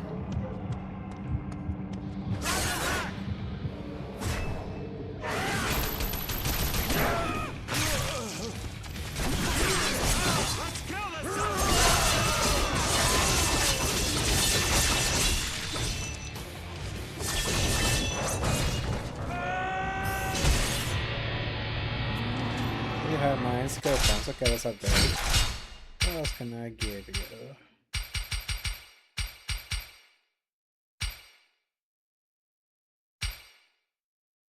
Yeah, sure. Sure.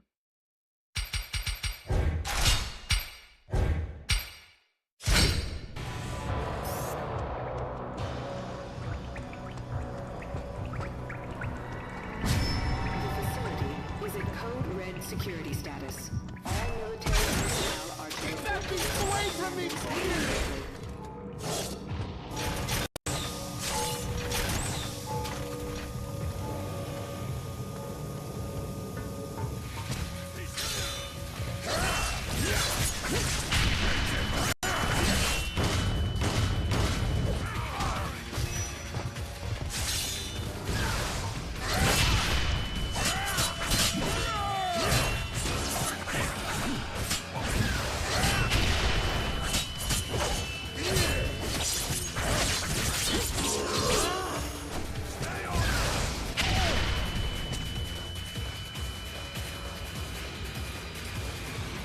To the rocket.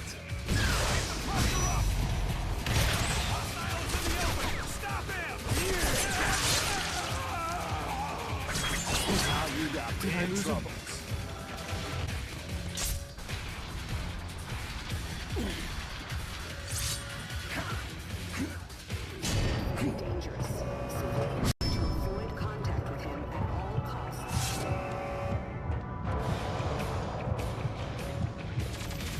He's up there! It was Colonel Stryker! Jeez! I was just following orders! I've heard that excuse too many times. Come on, please, kid. Wake up. Can you hear me? What's going on? It's time to go. Okay, I'll try. No, wait. I'm sorry, Mr. Logan. Moving both of us is really hard. I need to rest. Don't worry about it, kid. Anna, you've got to escape. Move yourself as far away from this place as you can. You got it? I can't leave without you. Open fire! No! You gotta go! Anna, go! Take care of yourself, kid. Bye, Mr. Logan.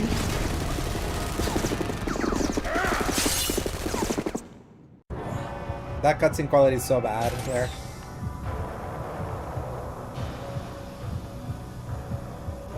Streaming.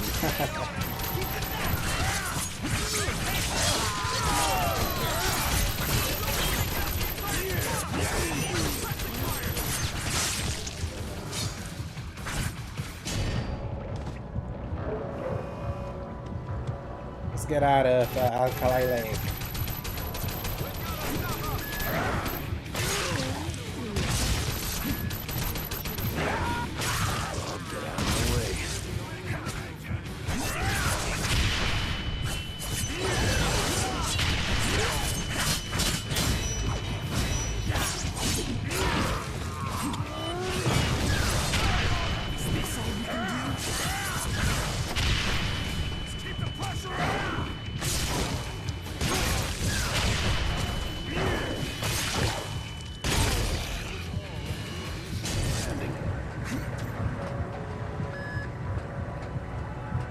Control, flood the spillway. But sir, men are still in there.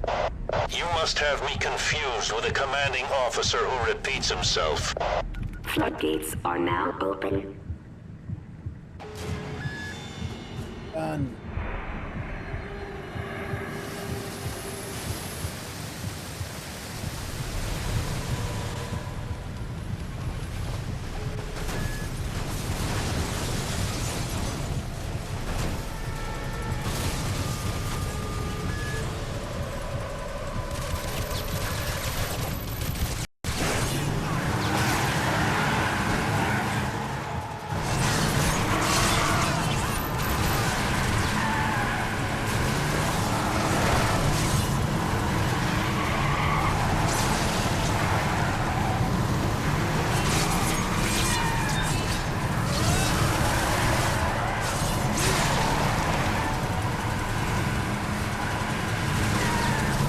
Yeah, you can absolutely tell, like, the new game has literally used this a lot as inspiration. Based on the things that we've seen.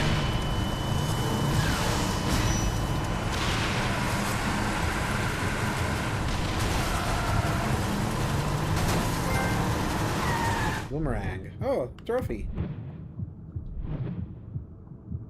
I wonder, like... I'm gonna check the trophies later.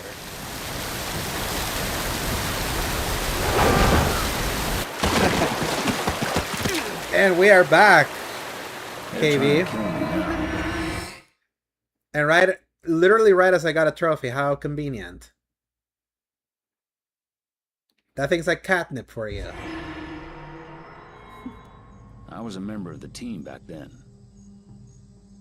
Wraith, have you located the village yet? That's negative, but the sensors are reading off the charts. So at least we know the... Speaking of, let's check these trophies. So I got 81%. Racial combat reflexes to master level. Okay, that's annoying. Final dog tags in the game. Light 20 enemies and max out all upgrades. Beat the game on hard difficulty. And hidden trophy. So I literally could platinum this game if I wanted. War's close by. Right, but somebody set up ion emitters, which are keepers from triangulating the village's position. Alright, squad, you heard I never played this game, but the ethos of the game is from that era. It is such a 2009 game. It's such a Gears of War like look-alike, because it's an UE3. Nord, Creed, I'm still working on and it absolutely has that grit. This was like a few weeks before Infamous 1, ironically. $250 USD on eBay. Ouch. That's painful.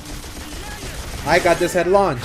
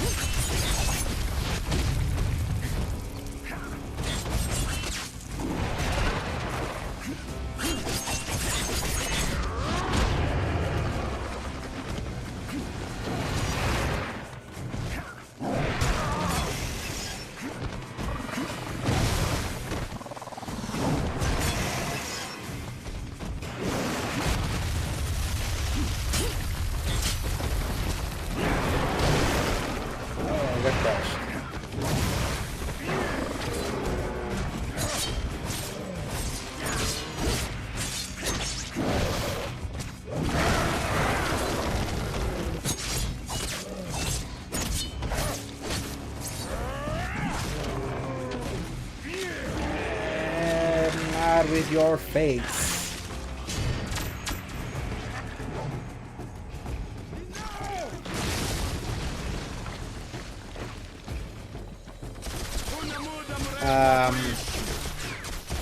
Did I just glitch? That's so funny. Come on, guys. Jump.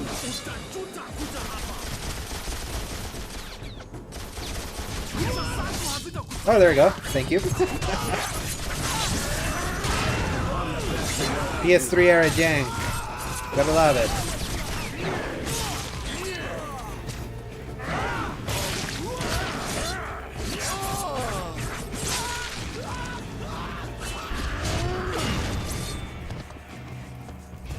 What I remember about getting this game is that I got it at the same time as I got Spider-Man Web of Shadows, because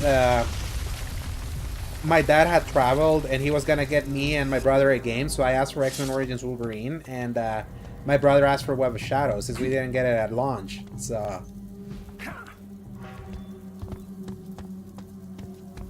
and then a few weeks later, Infamous happened.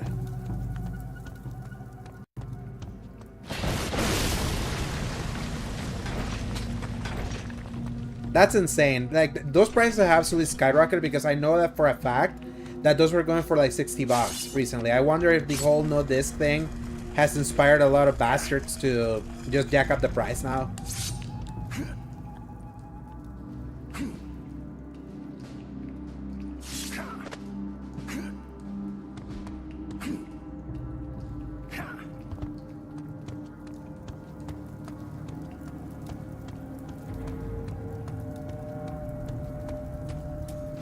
Now, a bunch of the Activision era, like, Marvel games have gotten PC decomps. So you can, if you know where to look, you can get those like versions, like for free basically, if you know where to look. Wraith, this is Logan. You copy? Loud and clear. What's up? I need a position update on that ion emitter. Roger that. Hold on one second. Let's see here. Yeah. Proceed west, then north. It's located on some kind of tower. Dude, it's so funny because it was like the 30 FPS thing like blew up so immensely, like a bad PR, and suddenly it's like, oh yeah, it's gonna happen. But I've been talking behind the scenes with people that have been reviewing it, and the game didn't have 60 FPS at all. It was at 30. So I do believe them that it was gonna be a post-launch patch. But they probably were like, let's speed this up because a lot of people are literally saying they're canceling their pre-orders for not having 60 FPS. And look, I'm not gonna front. Like I'm initially when I saw that it was gonna be 30, that game went from a day one buy to like a wait for reviews. Like, no joke. Like, yeah, some people are ridiculous, but the thing is that my thing with the games that launch with like a lock 30 in recent memory, let me give you some examples. Redfall, Gotham Knights, Starfield, Mind's Eye. Just saying. That's why I was like, like, it made me like, I want to believe Hellblade 2. That's another one. And I was not a big fan of Hellblade 2, but it's definitely, that's from the list of what I just said. Hellblade 2 was certainly the better of those games, but I didn't like Hellblade too much. When I usually hear that, it gives me an impression of a game that's coming in so hot that I just really need to know how hot it's coming and if it can at least deliver on promises. So that's why I was like, when I heard that, that was kind of like my thing. Now the only game that I could hear is only gonna launch at 30 FPS and it's not gonna be an issue is GTA 6 for me, because it's like Red Dead 2 is still like Red Dead 2 is still a 30 FPS game, and that game works at 30 FPS. So that, and it's Rockstar, so they like they technically get a free pass, quote unquote, for me, because their quality is at least consistent. But in these other examples that I gave benefit of the doubt, even though those were 30 FPS games, and I got burned. So that's why Dawnwalker was. I'm waiting on reviews on that one. I know who's I know a few of the people are reviewing, so I may know sooner, personally. So I'm hoping for the best. I like the idea. And it's the Witcher 3 developers. So, like it or not, the Witcher 3 was a really great game. And those developers didn't work on Cyberpunk, so you cannot lay the Cyberpunk failure on their feet. Maybe, Nessa. Wink, wink.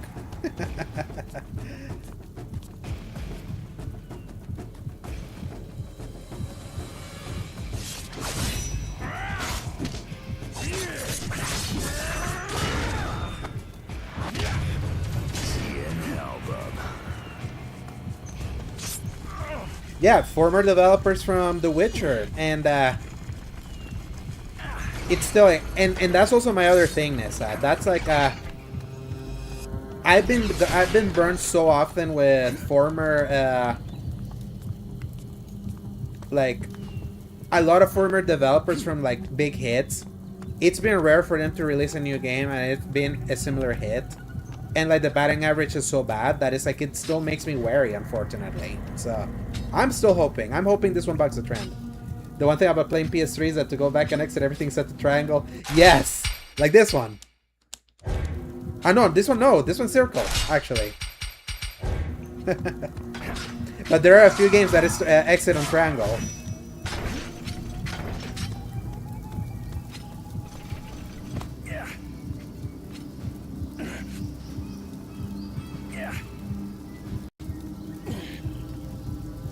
Yeah, like you're so lucky that at least you got such minimal buy-in. Hey Wraith, this is Creed. I'm about one click away. We requested it at SG, so we'll see if we get it. But the thing is that it sucks that we would be getting it right now because it's supposed to be a 30-hour game, so that would be a very brutal embargo to hit.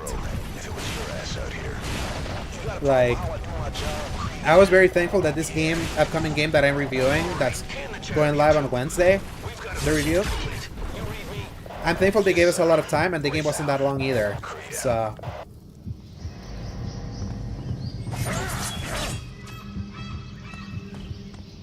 Like, it allowed me to finish it on time. It let me marinate on it over 2 days. I got to write the review today. So, it's being proofread right now. So, it's like, it actually feels nice because there's been so many reviews that I've done where they're longer than I expected and have come down to the wire. And I tell you, that ain't fun. And that game was Assassin's Creed Shadows. Unlike other outlets that got that game for a month, I only had it for 11 days. And I played 70 hours of that thing in 10. And I had to write a review and record a video review on top of that. It was quite trying. I'm still traumatized over that. And to me, what sucked most, Nissa, is knowing that I saw so many people on Twitter like thanking Ubisoft, be like, we want to thank Ubisoft for giving us a full month to play this. It has allowed us to not rush. And I read that and it's me like blasting through the entire game like in a small amount of time. Like, we were even like the day before I beat it, we were making the joke that I was like, I think my superpower being able to like bend time to my will to finish all these long games is not gonna work here. This is gonna be the first time I miss. And lo and behold, I beat it. And reviewed it. And that's still a legendary moment. Like within SG.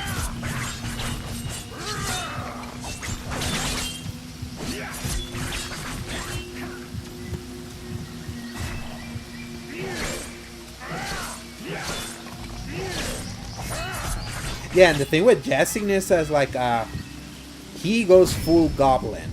Like full on goblin when it comes to reviews. It's wild. Like my man there doesn't sleep. Like whenever he gets something like it's crazy how much he like blasts through some games.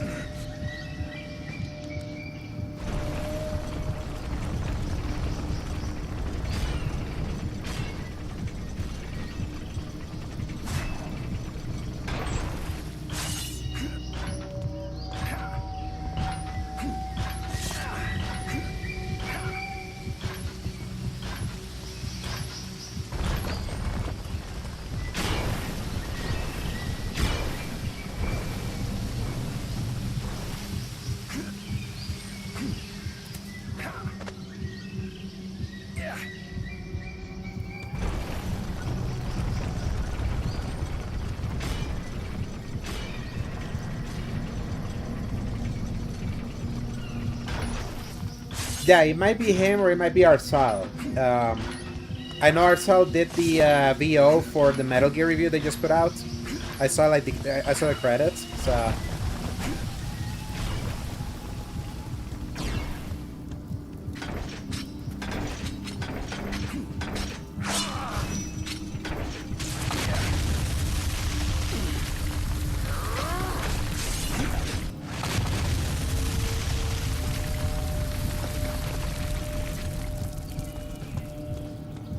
Checkpoint reached.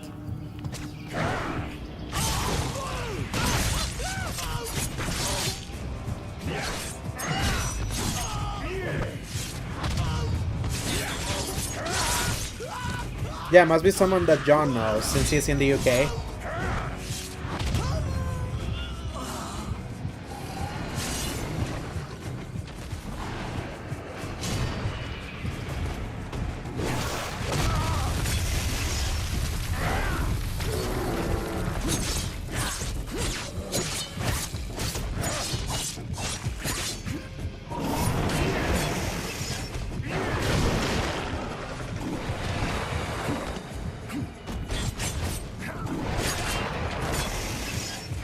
Man, I remember when I met,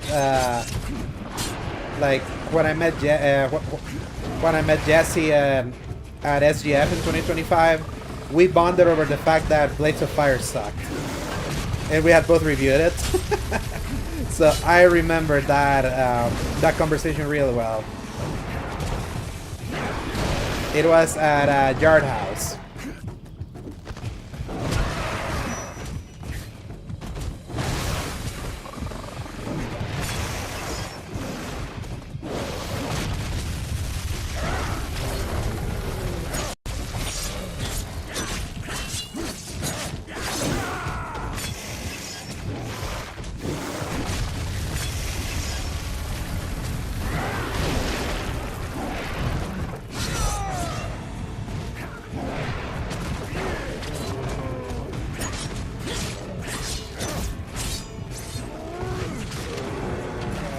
Take this face out again. School's in, Bob.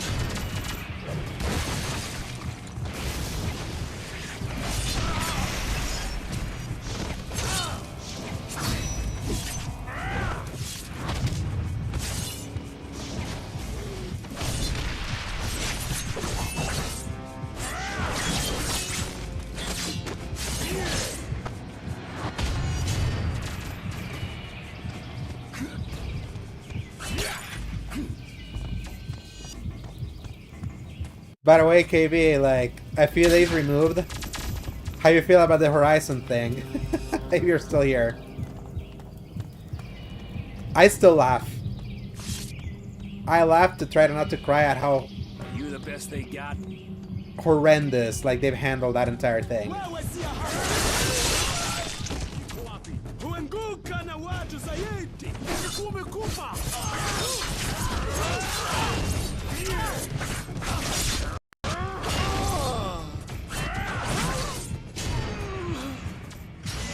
Wraith, this is Logan. I'm at the base of Tower 1. Is the ion emitter at the top of this? Yeah. You've been AFK Discord, you've been botting. Oh man, I'm gonna look that up because It's not the climb. It's remember when we were talking about like what a haven of toxic positivity that Discord was? Now we know that those like private like surveys that they kept sending us in those tests, a lot of people must have been like really brutal. Oh no, they absolutely wanted that, Nissa. The problem is that the way they've handled that entire initiative has been catastrophic. Like a meme beyond a meme at this point. Like, it's so funny that we're literally 3 days removed from the 2-year anniversary of Concord. Concord really was the butterfly effect of the PS5's entire generation, and how that catastrophic failure really like obliterated like an entire like generation's worth of plans.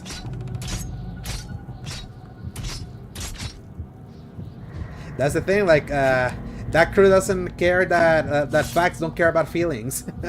And I hate that I'm quoting someone that I hate that usually says that that phrase. If you know who he is, you know. But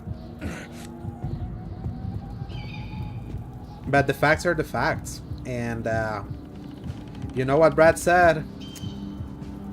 You gotta make characters that people want to play as. Not some fucking ugly fat bitch with a peg leg. It's almost like he knew.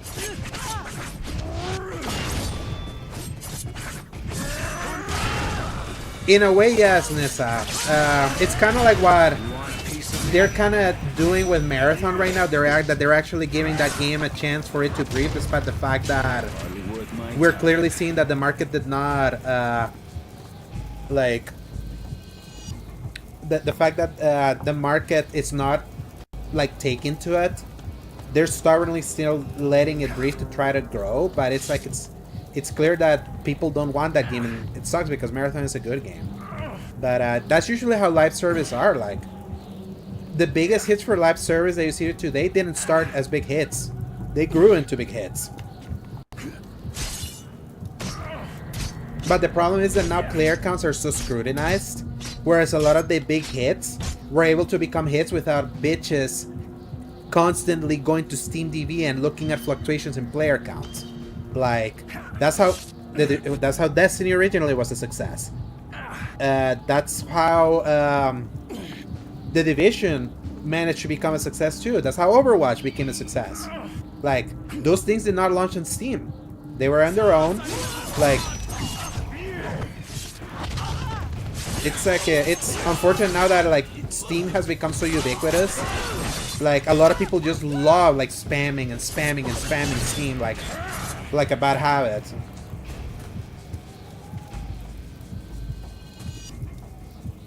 Yeah, and Ardix is a big Horizon content dude, and he's not even like a right head. So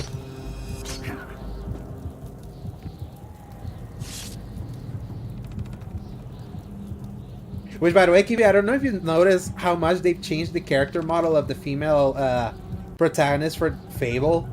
It's like, you can definitely tell that someone at Playground listened about what was happening around character models. It's actually kind of insane. In fact, I'm gonna send you the picture to our DM so you can see it if you have not seen it, because I saw it today and I was like, holy crap, they really they really have changed some things. It's time to get to work.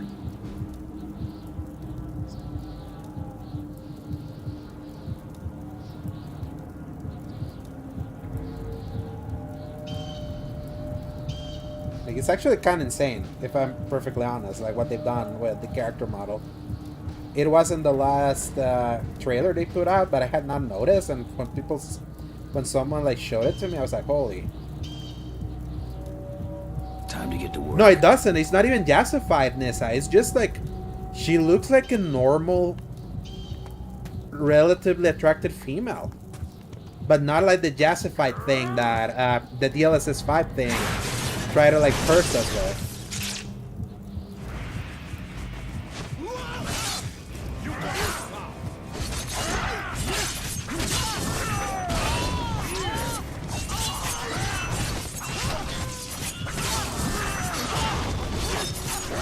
Toxic, hello!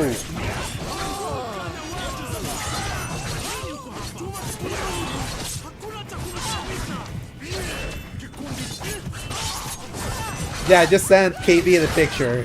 Yeah, the new one actually looks great, and it's not even like a supermodel like Gunnar like bait, like in the slightest. It's like a perfect middle.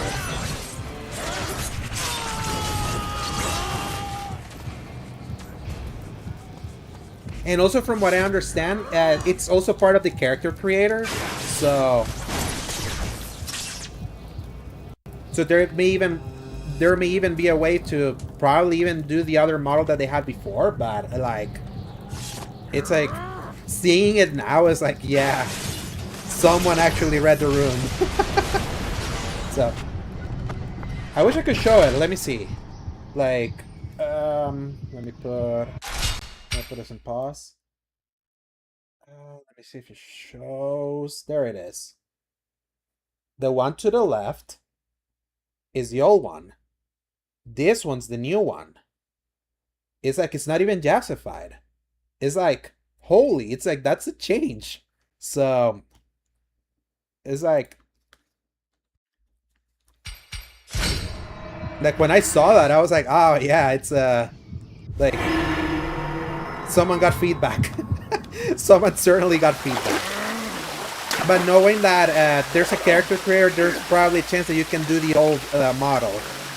But let's just be honest, that was not a great looking model. That unfortunately, because of the time that model came out, was like during the absolute Chernobyl of everyone shitting on character design. Yeah. I mean, people already were doing that. KB, that's the problem. So, like,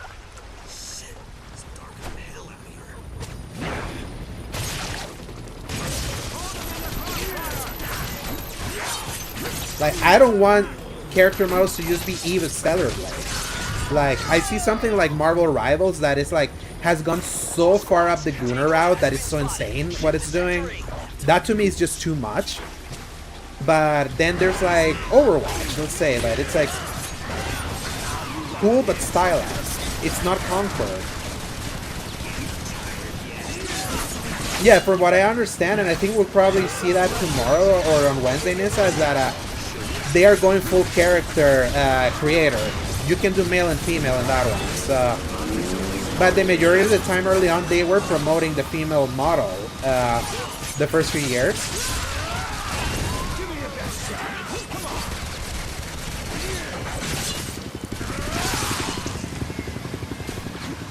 Earnestly, how did we get here? I know what you mean about it. Look game during this era, no one batted an eye about this. I do believe, KB, look at the quality of the visuals of this thing. The moment we moved on from stylized graphics to more photorealism, I feel is when more people started paying more attention to things.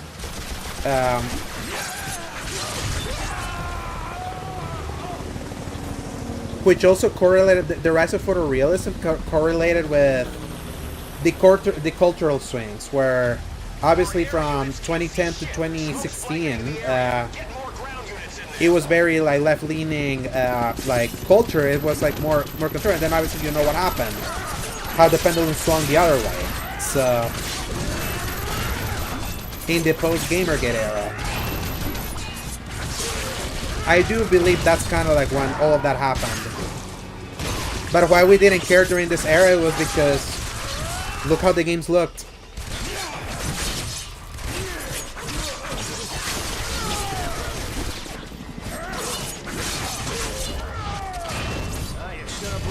Confirmation that Weapon X is dead.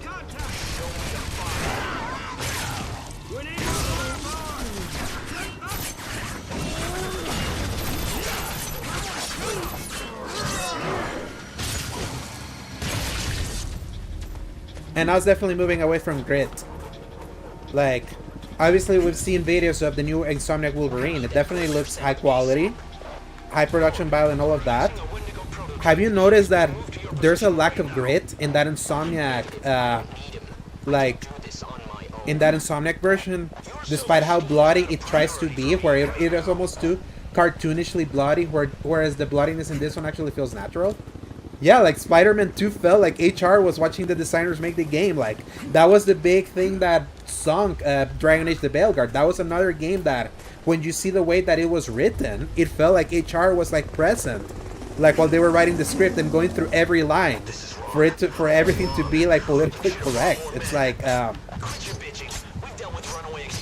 everything feels more focus tested, it seems like.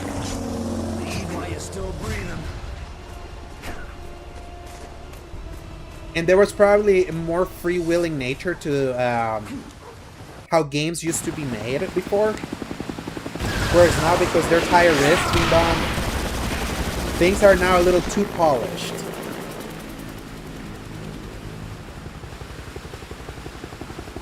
It's so frustrating, this, especially because they had the system, they had the Dragon Key. They could have. They decided not to. Deploying Wendigo prototype.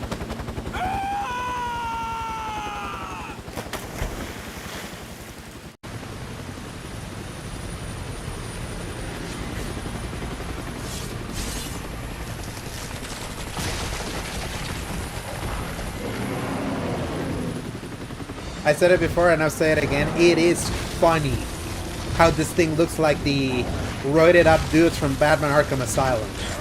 Like, to the T. And this game came before. But it's from the same year.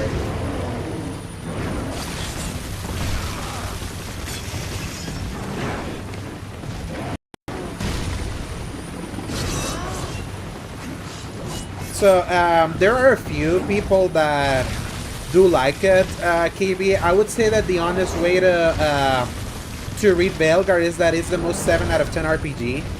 There is something fun to be had, and like, as long as like you understand that you're gonna play a very heavily compromised like product that used to be a live service game that got repurposed, but the bones of it still remain in place. I would say Veilguard is a really interesting, like, object lesson in gaming. All artillery squads, commence firing.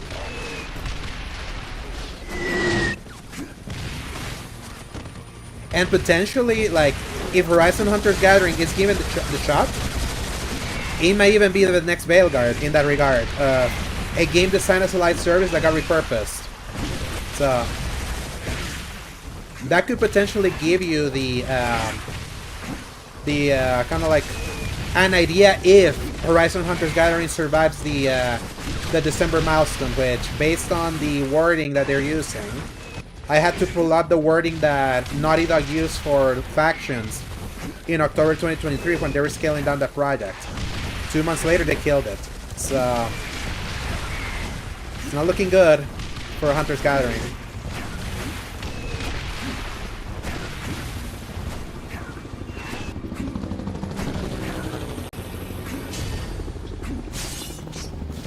All artillery crews stand down. Cease fire.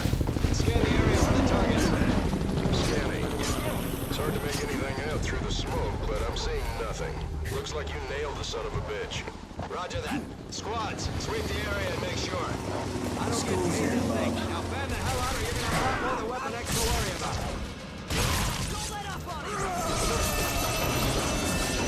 Oh, why is it not cutting through? Freaking glitch.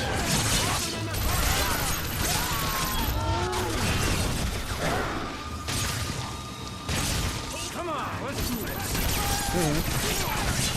Yeah, I feel like there is no way the art can be replaced. Like, if what they want to salvage what they've like what it is, it's like the thing that is immediately hated is the one thing that has to remain, because they're not gonna spend more time like developing.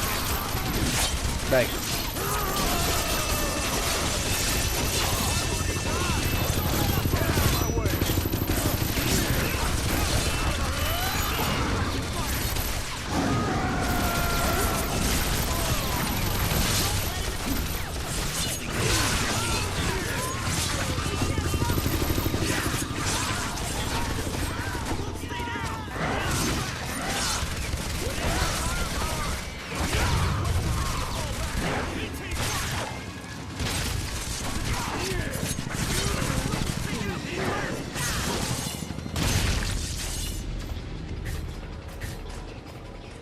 but to me, the thing that will forever remain the most frustrating thing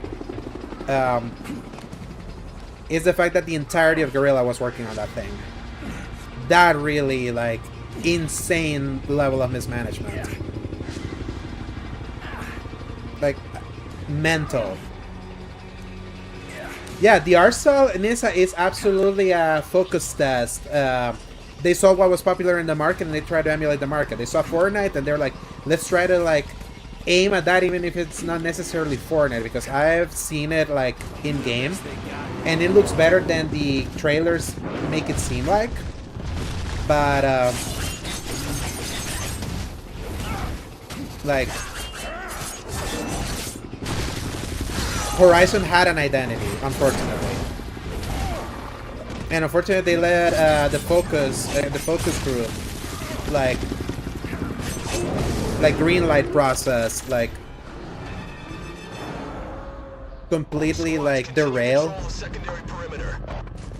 And it's even more frustrating knowing that there is an MMO by NCSoft that actually looks like proper Horizon, that's PC only. Like, why is the... A lot of people have said Horizon could have been a... The franchise lend itself to multiplayer. It's like Monster Hunter. Just found 2 men down.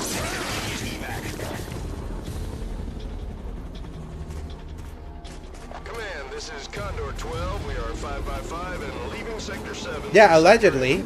It's like doing a cartoon art style, like, supposedly gives you better room for, like, monetization of costumes and all of that. Like, trust me, I went back to Marvel's Avengers from Crystal Dynamics, and let me tell you, that photorealistic art style is goddamn ugly for that game.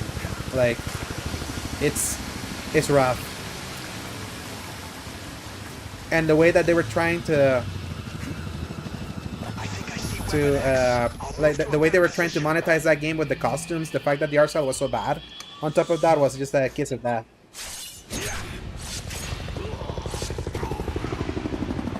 Not even a native PC version, you're playing the mobile version via purple. Exactly, so it's like it's... Weapons up! Open fire! I'm gonna rip you up.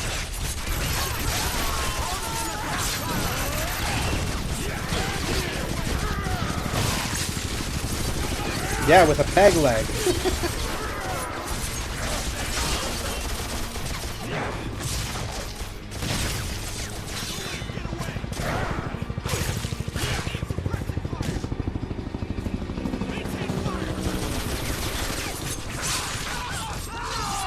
Yep. Is what I told you. The toxic positivity in that place was such that you would believe that like people were excited to play as that character. I wasn't kidding. Yeah.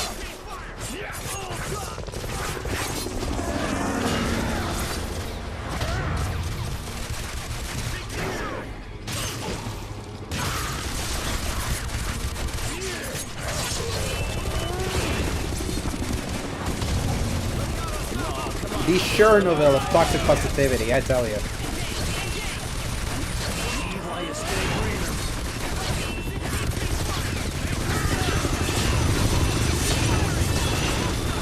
Like, toxic positivity has to be ejected from game development.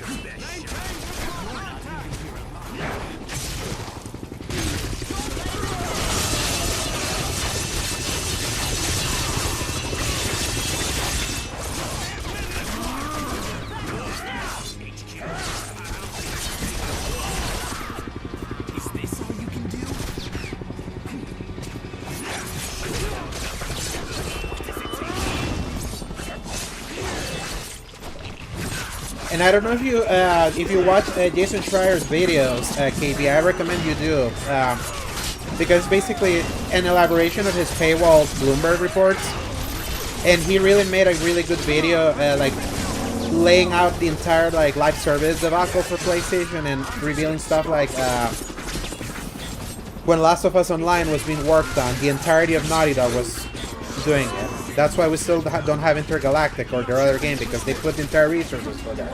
Same with what happened with Guerrilla, where the entirety of the team was working on Hunter's Gathering instead of having half of it working that and the other half working on Horizon 3. Which on the timeline should be out by next year. But because they spent time on that BS. Like, a Horizon 3 is not gonna reach a 2030 release date. Like, at best. Which is insane.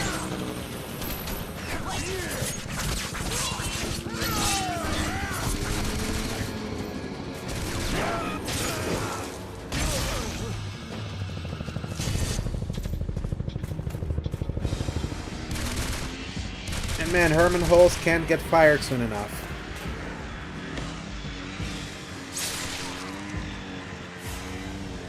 I don't care about any green lights and all that. The failure rate, you heard it. It's like 90% failure rate.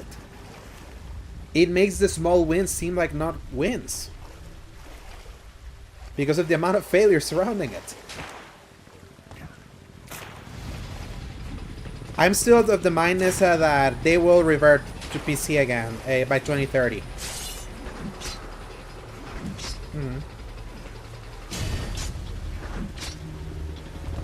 Especially with the way that things are going right now with hardware and all that. Like, I 100% understood why they wanted to pivot back to exclusive, because that's how you sell hardware, but now it's like you're facing an insurmountable cost, and while them saying they don't want to subsidize it too much, so that tells you they don't want to like cut too much of the price. They don't want to eat much of the next console. Like, they already lost the physical people, despite the market having trended to digital. But it's like they have the bad JoJo, like, and clearly no budging. They're just carefully monitoring the situation.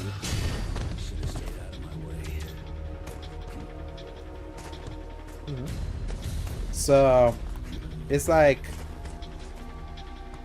it's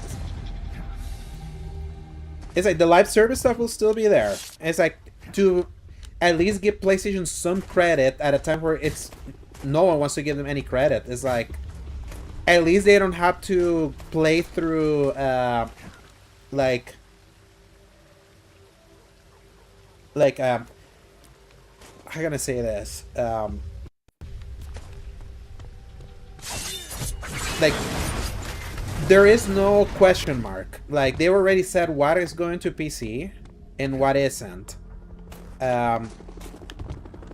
Like you have leadership in the other side, in the Xbox side, like Matt Booty, like creating this uncertainty cloud that even the single player stuff, everything is case by case, so you don't know what's gonna come over. The live service stuff, it really is there. It's like there is that question mark there that at least it's not there on PlayStation. I still think that they might like revert back to like maybe delayed PC ports again if things don't go well for the PS6, which based on how things are going, it's not looking good. Like I don't know.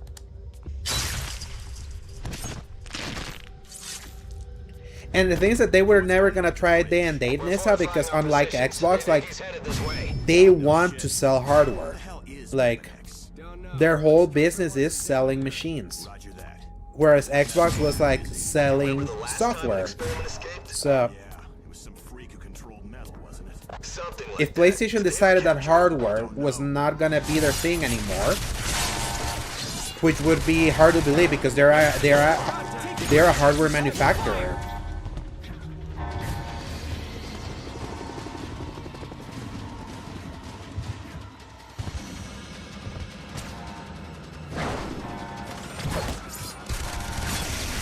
Yeah, like there is more likelihood at this point in time of someone like if they're gonna migrate somewhere, they're gonna go to PC based on how things are, because like there's not gonna be Helix only games. It's like that ecosystem's already so set on giving people like you that has the ROG Ally and all of that. It's like when you hear that, it's like you might as well go to PC route, especially with how expensive everything has gone. I mean, we heard the 25th anniversary Xbox, the one that I got for free, that's coming in November, that's gonna be selling for $900, and the Series X is $800. At that point, why not just pay an extra and just commit to PC? That's what my brother did. So that's why like that's kind of like the catch-22 that Xbox is kind of stuck in, because like I'm like originally we know under the previous leadership the idea of Helix was an off-ramp to fully move everyone to the idea of being on a PC ecosystem. But under the new leadership, they're talking about making the console matter again, finally updating it in ways that they have not updated in a while.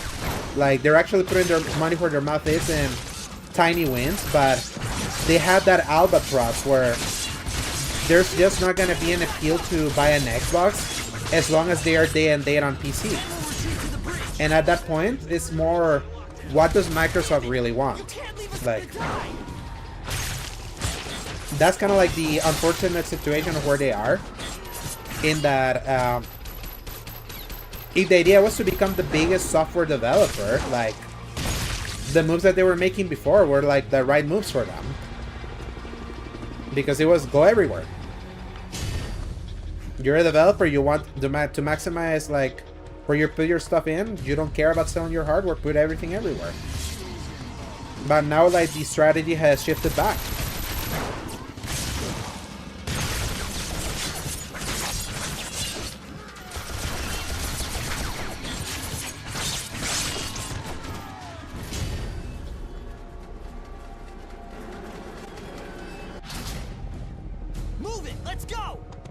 This big guys.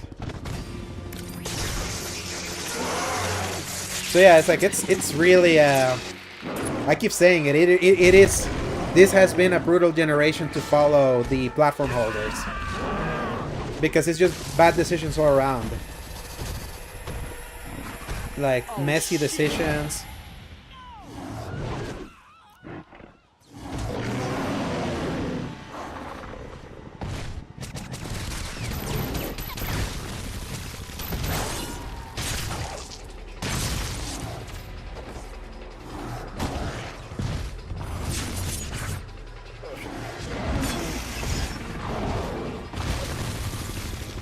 Wait, they're getting rid of the Pokemon Bank, the thing that like carries a lot of the Pokemons from game to game. Man, nothing can catch a break. Like nothing. Stream schedule this week. So tomorrow, big if I figure out my my PC capture setting to kind of like to be able to react to stuff, I might react to the whatchamacallit, to Gamescom, but that's like 80% maybe not happening, so don't hold me up to that. That may be a miracle, because I tried to do Phantom Blade Zero and it didn't work. I record the podcast, the Game Positive Show, tomorrow night, but then after that, if we're able to keep it tight, I might continue playing this tomorrow. Then on Wednesday, I'll be streaming the game I reviewed, because that day, that's when the embargo lifts. And that game is coming on Thursday. It's one of the 3 big releases. You'll know which one. Like, it will resonate with people. Let's just put it that way. And then Thursday, I might do like a let's see how Metal Gear 4 is running on PS5 stream. And Friday, I might do Zero Company. Lose Lagoon? Wait, is that coming on Thursday also? Then there's 4 games.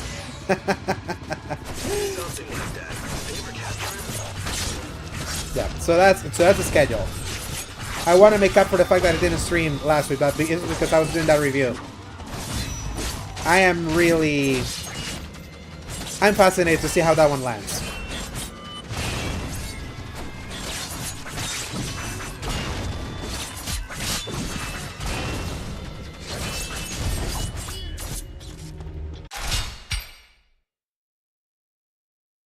Let me just say something, Nessa. The game that I'm reviewing is on Game Pass. All I'll say. You don't have to say the game, don't have to mention it, but it's a Game Pass release. So, and I think you're on Game Pass, so...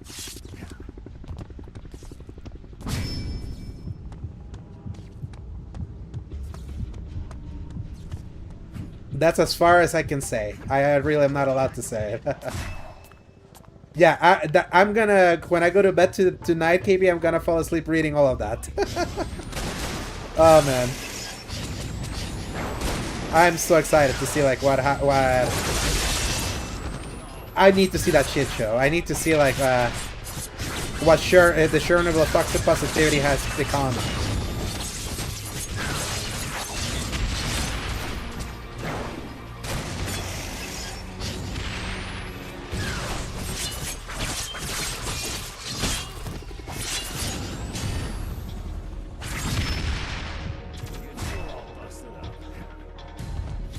But yeah, catch you on the next one, KB. You have a good night. And we'll talk more soon. Man, this game's a good stream game. It's mindless. Bloody. Fun. Barely any walk and talks. I assure you, Insomniac's one is gonna have plenty of those. Because that's the PlayStation way of first-party development. Fart sniffing, like walk and talks in their narrative games.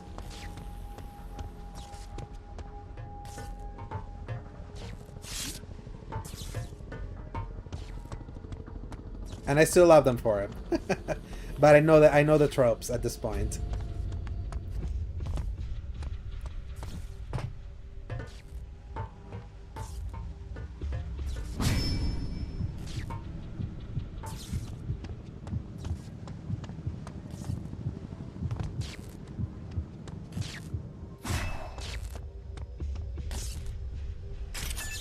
Plan C4.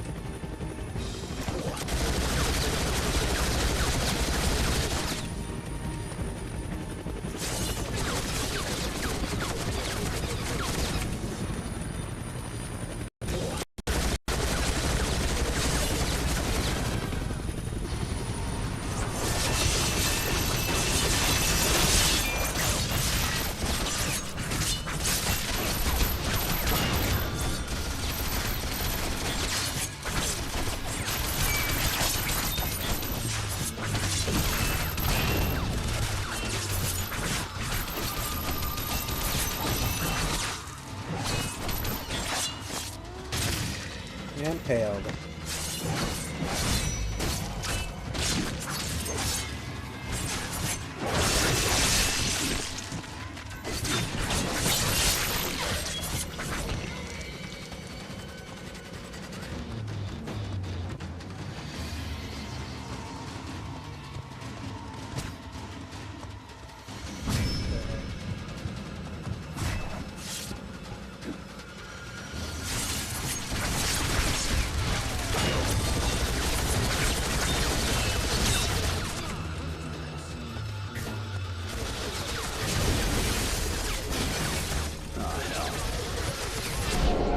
Logan, run.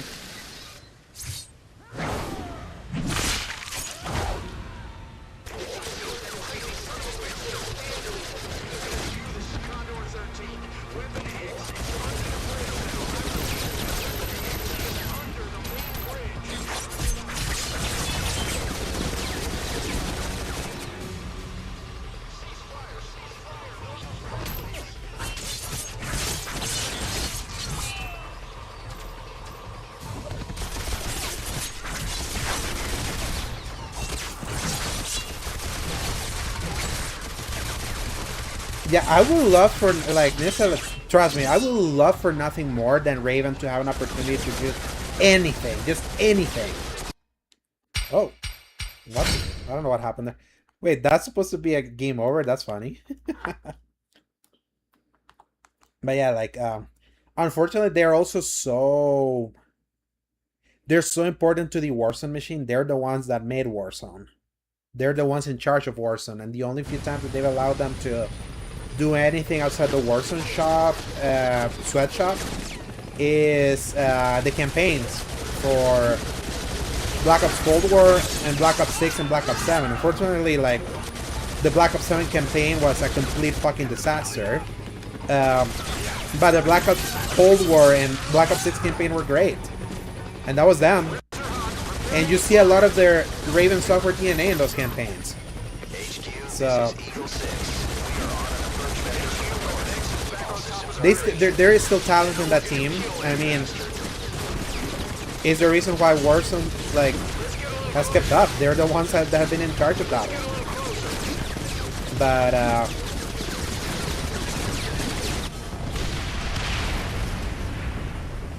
when you see that they used to make games like this, and even Singularity, man, I wish, like, I wish the Call of Duty machine wasn't so all-encompassing. That requires that many studios in it.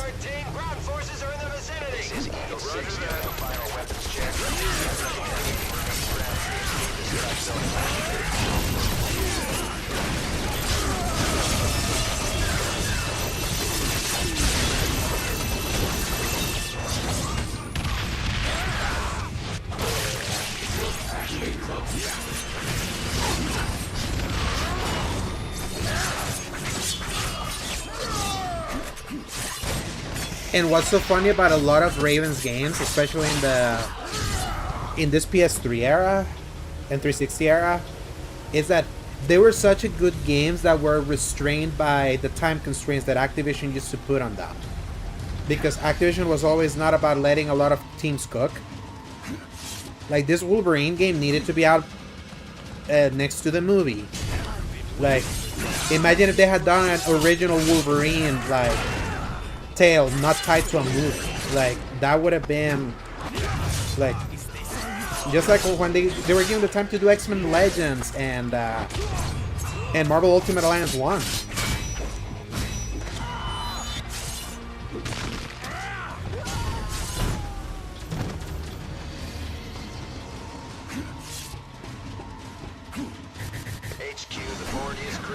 Such a lot of hidden talent there in that team, and it's unfortunate. You're engaging target. Bring it in nice and easy. I got it in my sights. Weapons are hot. Preparing to fire. Hold it steady. I'm taking the shot.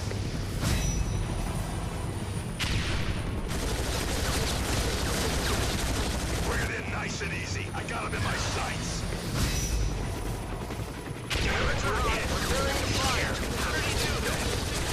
Hold it steady. I'm taking a shot.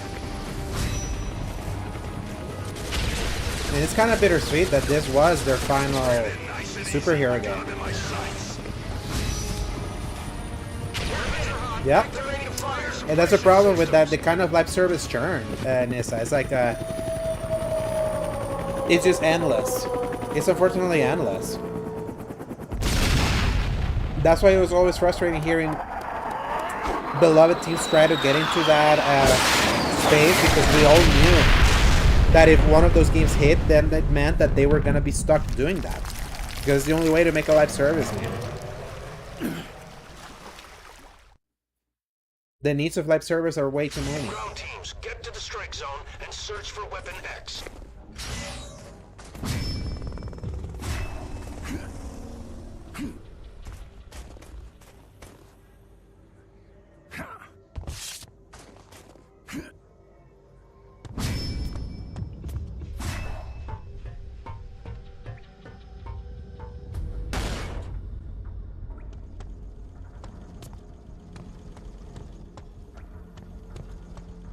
Hey, what's the word?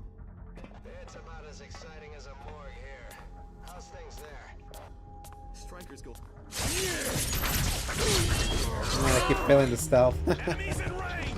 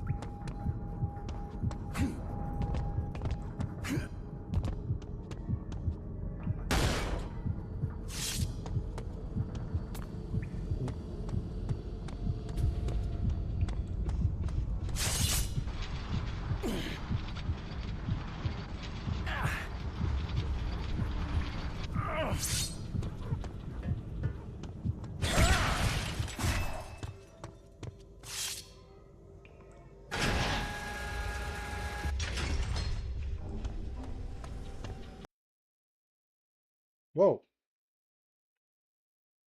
Yeah, what happened? Oh, that was weird.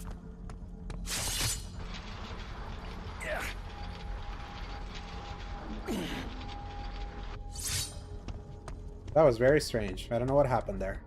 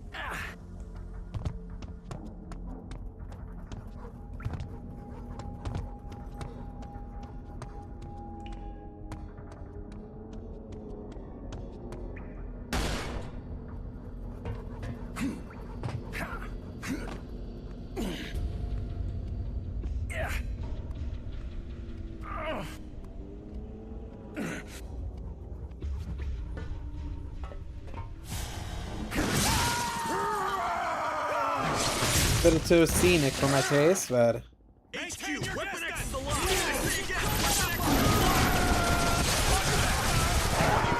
Lock down the access tunnel. Under no circumstances is Weapon X to be allowed in there.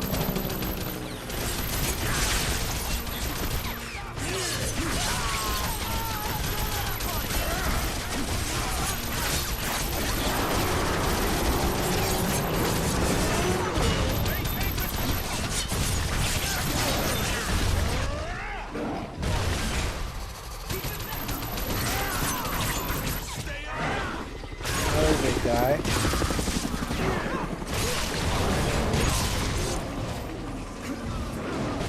And what's so funny, Nissa, is that they technically did one, and that was very successful. It was called Sea of Thieves. Like, so much of that game could be like, could be cozy, quote unquote, but obviously I know what you mean, like something more, more deliberately cozy, because obviously there's like PvP confrontations in Sea of Thieves, but they have had success in that space. That's the irony.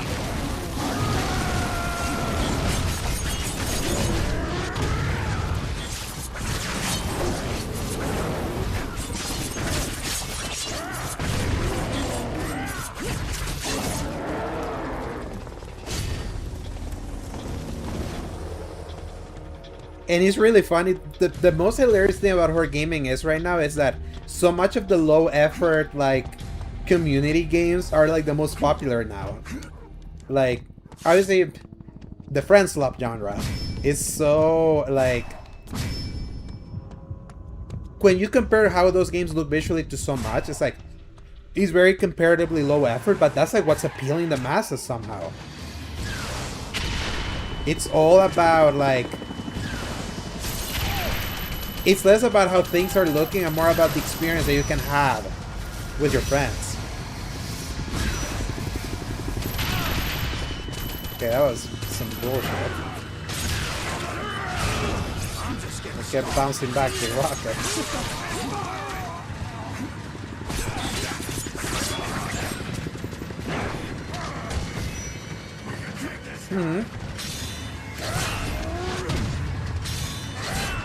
And I do wonder if the rise of the cozy like friend slop genre has been correlated to just how dire everything feels in the world, and you just need anything that can give you like good vibes. Like for you, like I 100% understand why Dreamlight Valley is for you. Is like, it's Disney. Disney's supposed to make you feel good. It should make you escape like, Logan, you copy? It's me, your old like our very dire reality. Surviving that artillery strike was one thing, but I gotta hand it to you. That helicopter stunt was amazing. It's a shame I gotta put you down. See you soon, buddy. I'm looking forward to it. Haha. The World of Warcraft sword. I remember this.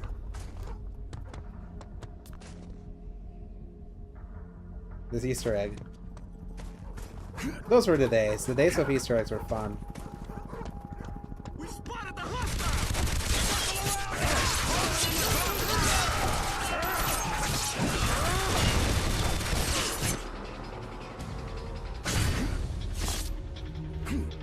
I win. You lose.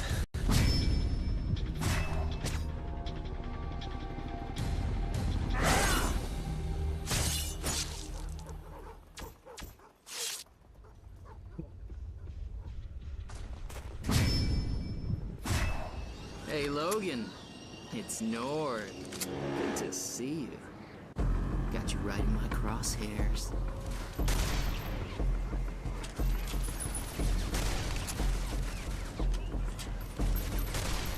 Come on, Logan. Your girlfriend's dead. You got nothing to live for. Why not give up?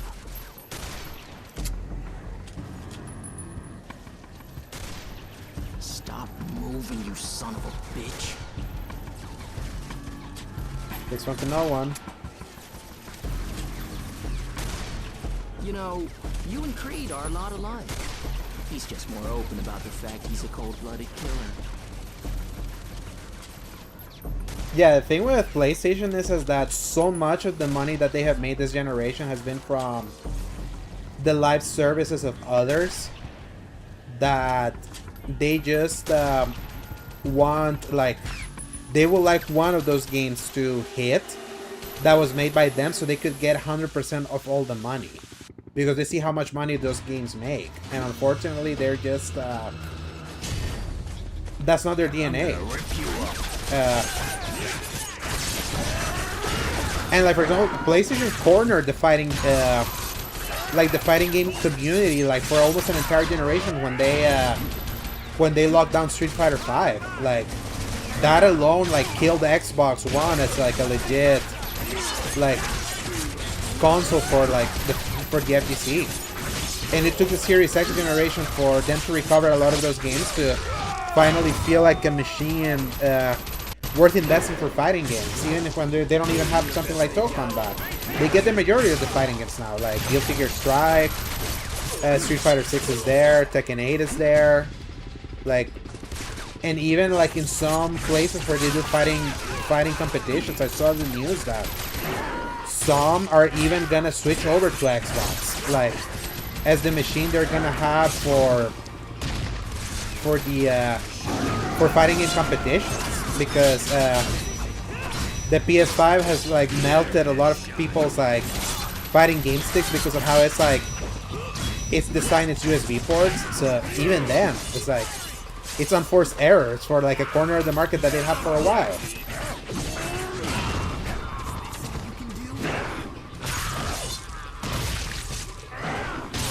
And I still say, like, it really is like, it pains me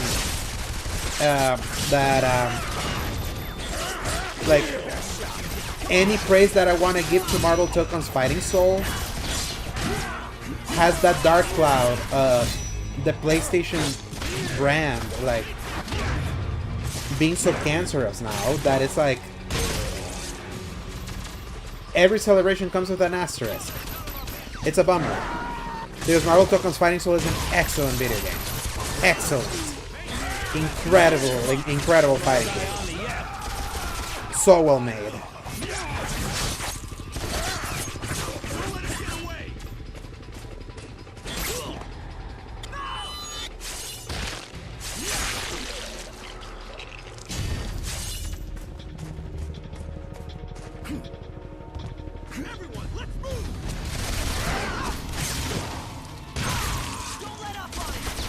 And I'm already seeing it.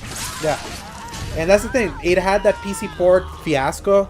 The PC port has been fixed. I've been keeping track of how they've been updating it.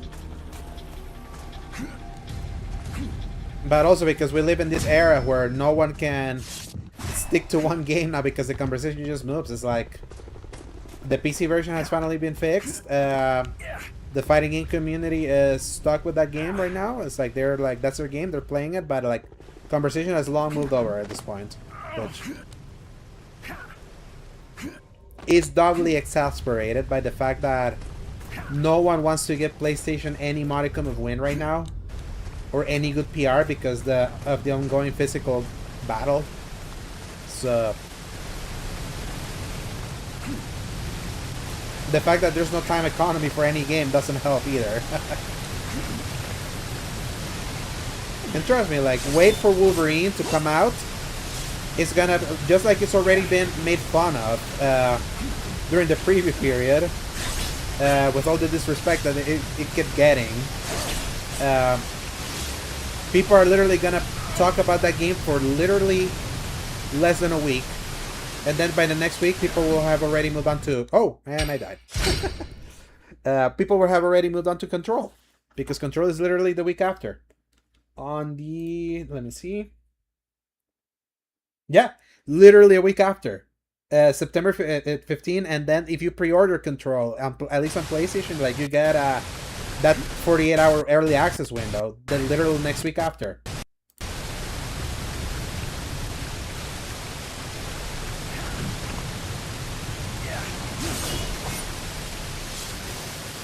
There really is just no time for any game to allow conversation to develop organically.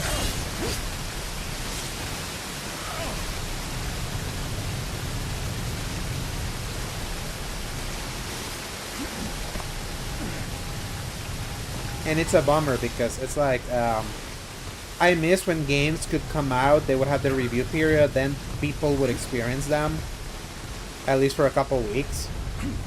We don't get that anymore. It's all about moving to the next thing.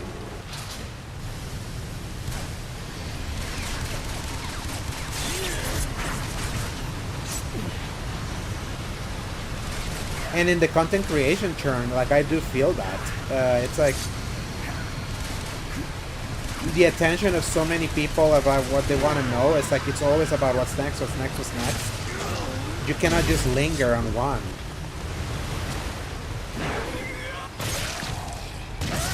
Oh, nice. I didn't like this one. Don't let him advance. Drive him back. Do I have stats? Oh yeah. How many? Okay. Kill 10 enemies during no high areas. Boomerang, you can't hide. Devil's Brigade fun. Oh, I'm missing 9 dog tags for that trophy. Hot potato. I have not burned them enough.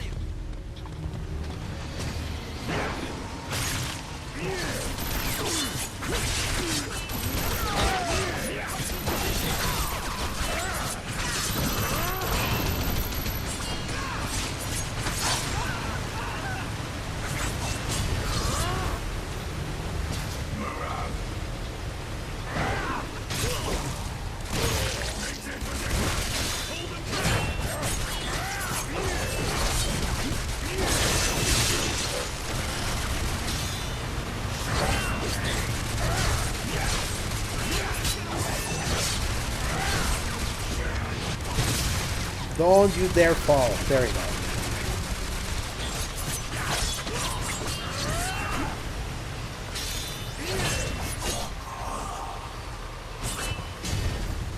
Yeah, since 2023, Nessa, it's been a non-stop parade of games. And I would say it's even almost way too many games, because even 2023, which was when I would dare argue it's when we started getting like a barrage. I felt that was the last time that games could have enough, like, there were a lot of games, but I felt there was enough space that actual conversation happened. Like, I remember there was a decent space between Resident Evil 4 and Jedi Survivor. Then Jedi Survivor, though, like, barely lasted in the spotlight because Zelda Tears of the Kingdom happened. Then after Zelda, it moved on to the trifecta that was Street Fighter 6, Final Fantasy 16, and Diablo 4. It was like there was overlap that summer between those 3 games. But because there was just those 3 games, I feel that at least 2 of them had enough conversation to last that summer. Then we got Remnant 2 in July 2023.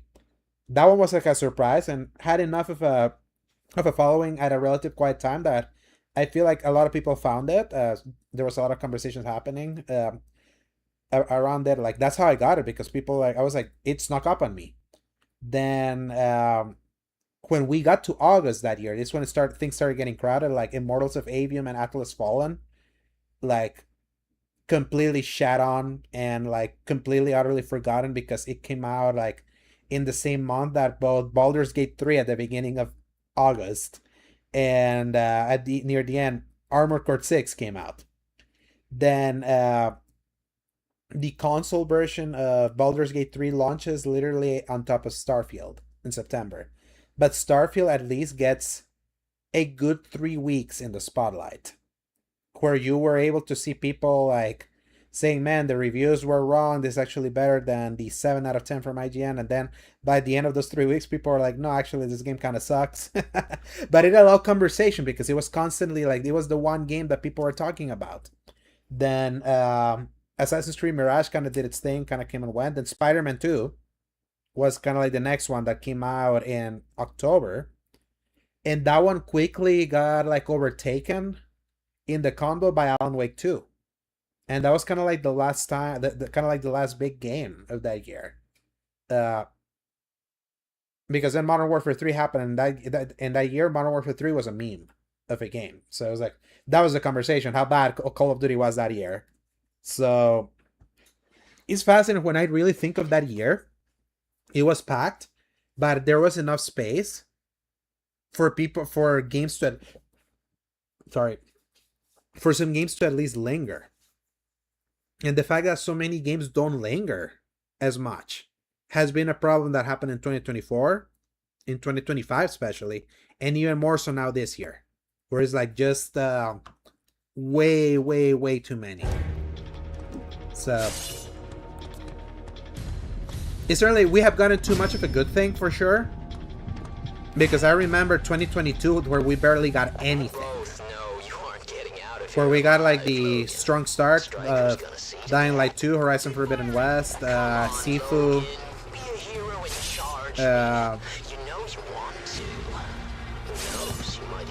Destiny 2 Witch Queen,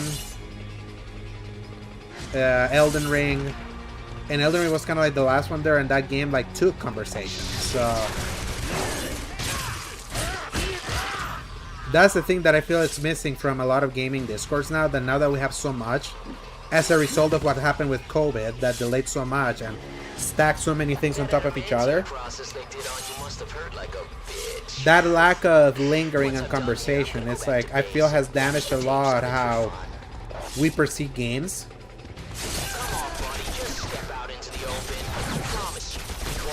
And why it feels like people just try to like pursue the negativity for like the quick impression, because there's just no time to linger on any game.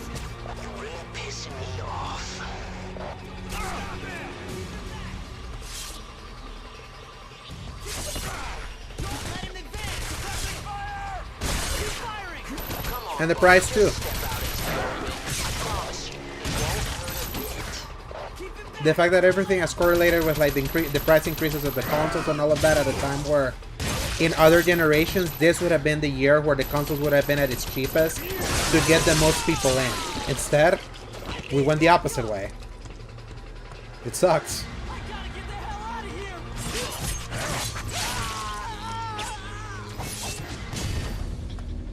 Then now they're trying to just squeeze whoever's there now.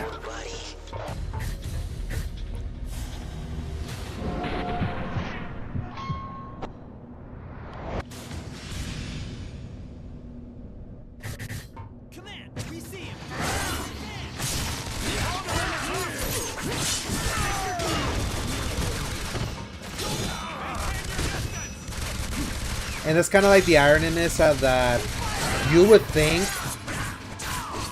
this would be the time for Game Pass to have really done anything, like to like really grow and offer that option, like as everything was going more expensive. And it just sucks that because they were competing with actual free games, like that didn't quite move the needle as much, which is so sad. Because in a different universe where like free-to-play didn't take off as much as it did this generation, I could assure you Game Pass would have probably seemed even more appealing at that time. But the problem is that you cannot compete with free.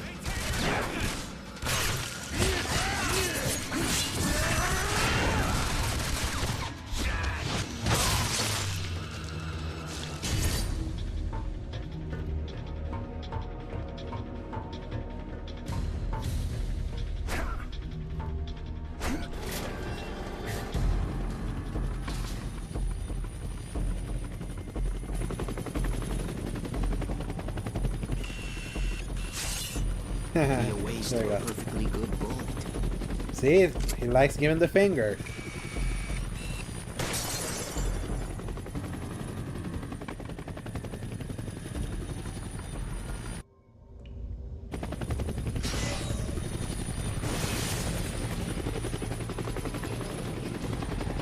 And unfortunately, the free food they were giving gamers was enough of a dopamine hit that people were fine just playing that.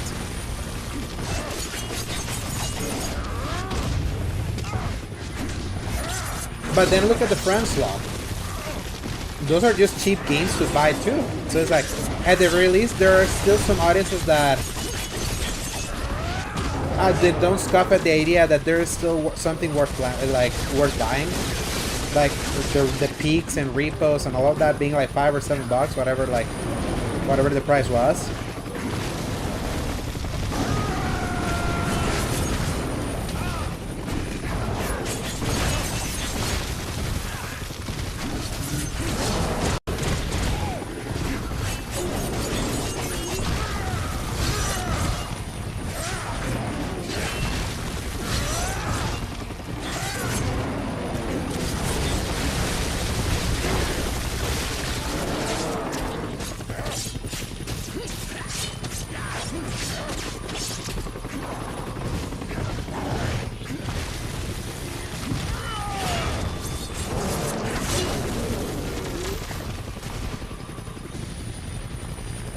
One more.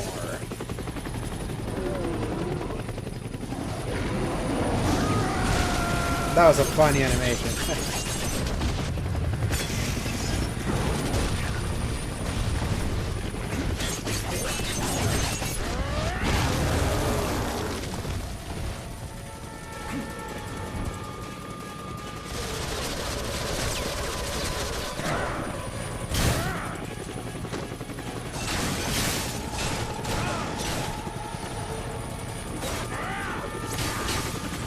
And that's also kind of my my barrier, Nissa. It's like unfortunately my friend group is not too much into the friend slot games. It's like that's definitely like my brother's friends are into friend slot. Like I've seen him play a bunch of those games. So it's like it's definitely like that generation for sure is where they have found that appeal. On top of like the cheap price.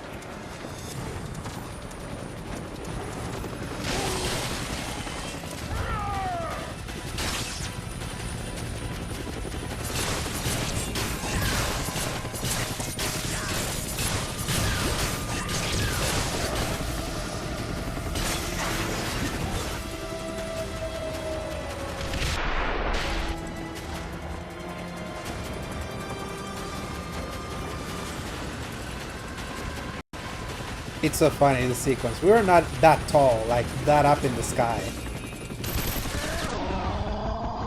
You got the sweating game too, but need people to play it.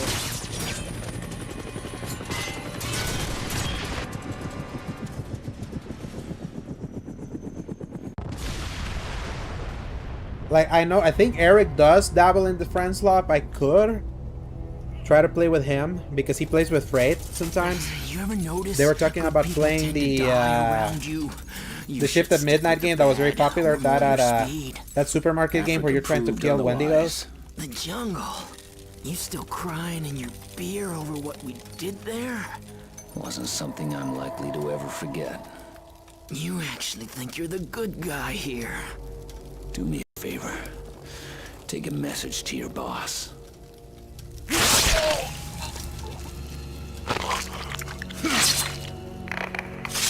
Nord, what's your status? I'll mail you back pieces of him. You ran on me. You tried to kill me. Now, where's Victor? Look, come back to base and I'll tell you everything. We'll take Victor down together. Wrong answer. I'm going after Victor Creed. Logan, if you go down this road, you're not going to like what you find. After I kill Victor, I'm coming for you. You wanted the animal, Colonel. Oh, you got it. Hugh Jackman's final Creed, I need the help of an game old friend performance. who knows all about disappearing. John Wraith.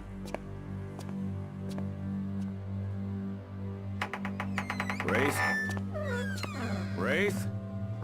John, if you're here, you left your front door open. I think this is the Sentinel. You have one new message. John, it's Raven. You gotta be kidding me. Damn it, John, where the hell are you? I think I have a line on Creed. How could you, darling? You're dead.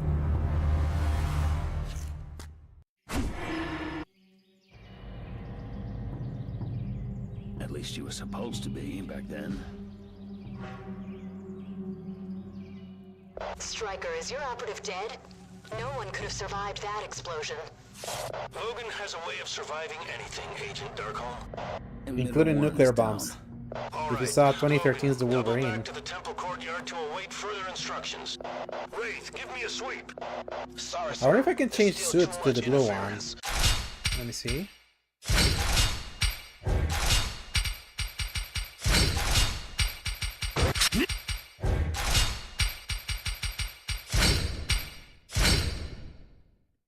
Just for some variety.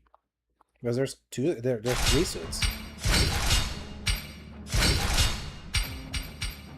Let's see classic Wolverine now.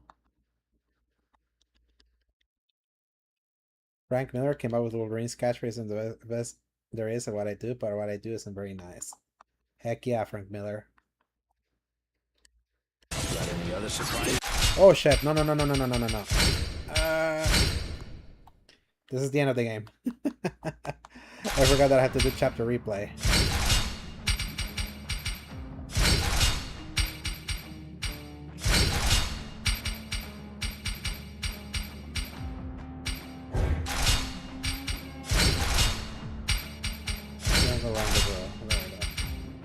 Classic Wolverine.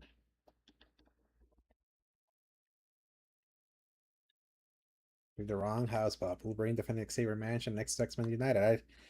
This Sunday I rewatched the X-Men trilogy. The Bryan Singer, Brett Ratner, like the trio. X-Men 1 or 2 is still really good, despite the fact that they were directed by a horrible person. Ironically, all 3 of those movies were directed by horrible people. Because Brett Ratner was passed too. So. No one could have survived that explosion. Logan has a way of surviving anything, Agent Darkholm. Emitter 1 is down.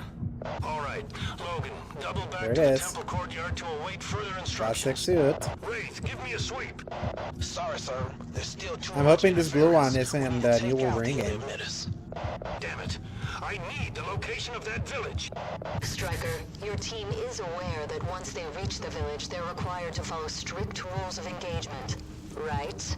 I really Wolverine is really one of my favorite X-Men. Every time I play an X-Men game, he's always in my team.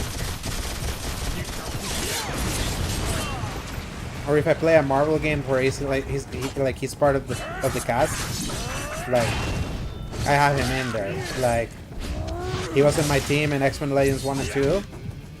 He was in my team in Marvel Ultimate Alliance 1 and 2.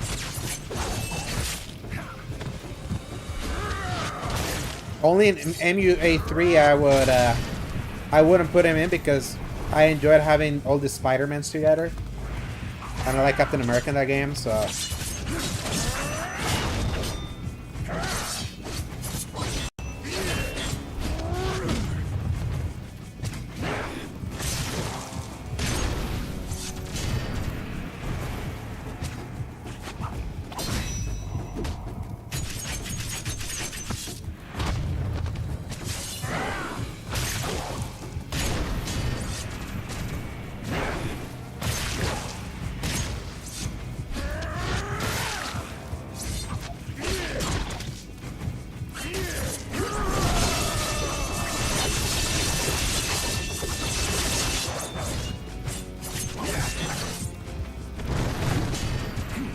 You like Rogue and Jubilee? I enjoy playing as Jubilee in X-Men Legends 1. I like Rogue as a character. I don't like playing as her in games. Because this part of the world is politically sensitive. Shit. Man, I have to find a way to You serious? Come on. download the Dolphin emulator again. I would like to re-download X-Men Legends 1 and 2 and play it on PC. Do you gentlemen realize this is an I love those open games. comm line? I have the PS2 versions, but I don't have a PS2 anymore. So.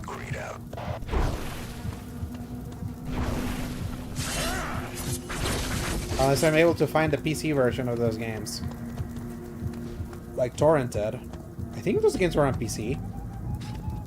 Could you look that up for me, Nissa? X-Men Legends and X-Men Legends 2 Rise of Apocalypse? See if they had a PC version, because I would like to maybe find a decomp of those. Am I gonna upgrade up my PC?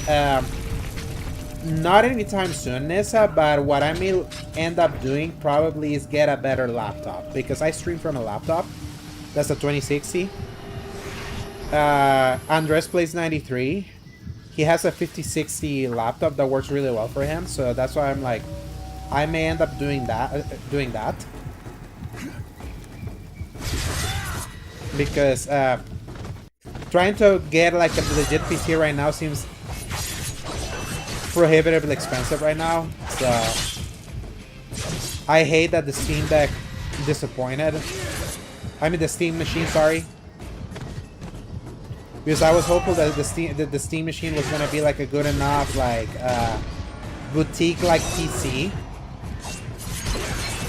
for me to like play a bunch of Steam games and maybe install streaming like software in it. Yeah, those X-Men games are not are definitely not on Steam. They predate Steam. They're old. I just need to know if they ever did like a physical PC version of those games. Because if they did, there may be a chance for me to find like a torrent, since they're basically not sold anymore. Because otherwise I would have to Dolphin play the GameCube version of those games. X-Men Legends and X-Men Legends 2 Rise of Apocalypse by Raven Software.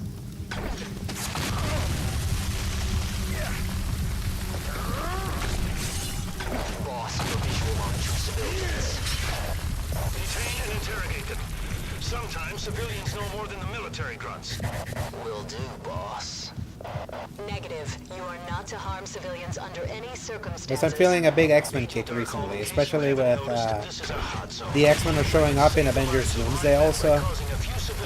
The X-Men have been announced now, like the next generation of actors for the X-Men MCU reboot. Wolverine is coming out on the 15th. Jean Grey was the villain of Brand New Day. There's an X-Men 97 season 2 just ended, even though it wasn't very good or as good. It's modded to play on PC. Gotcha. Okay. Then I might just download the Dolphin emulator version again. Excellent. They work well. Wraith, I'm already scanning. It's strong in this town, but I still can't get a fix. Nord, move on the 30-meter. Nord? Nord, sit rep. Sir, I hate to say this, but I lost Raven Darkholm signal too. Team, we have a situation. Logan, you're closest to Nord's last known position. Go find him. Yes, sir. And Logan, if you see Raven Darkholm, consider her compromised. John, it's Raven. Damn it, John, Yeah, that's where the right. hell Now PC are you? version I think for I have a X-Men line on Legends Creed. 1. That job I got with Kelly is good for some things. He's doing oversight on a black budget program codenamed Wide Awake. What's this have to do with Creed? But X-Men Legends 2 was on PC, on Windows. Kind of favor you Only the original didn't come. That's funny. But if you want to find him, I wonder if they back modded what they did on the PC version of 2 to allow 1 on PC.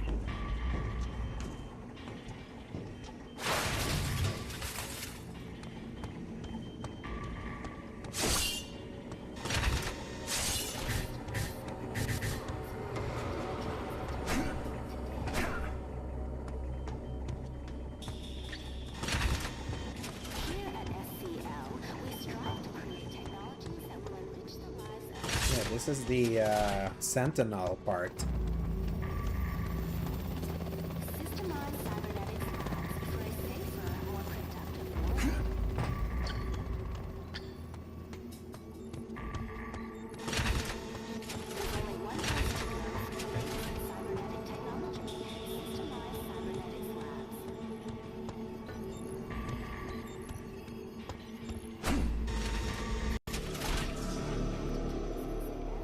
Anyone without a weapon better leave right now.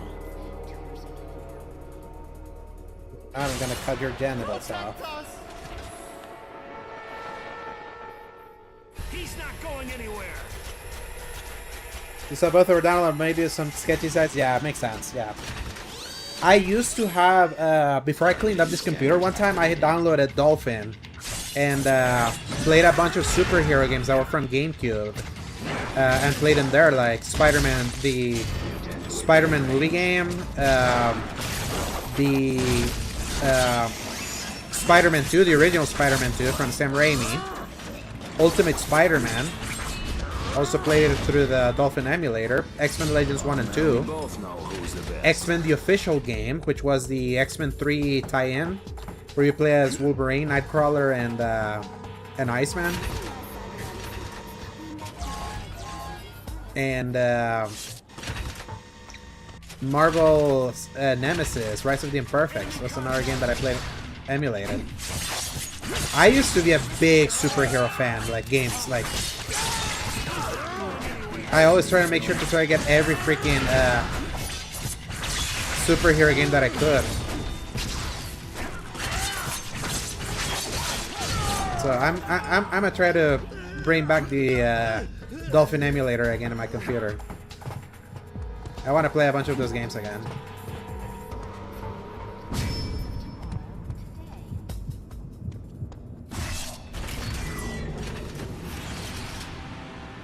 Predator unit.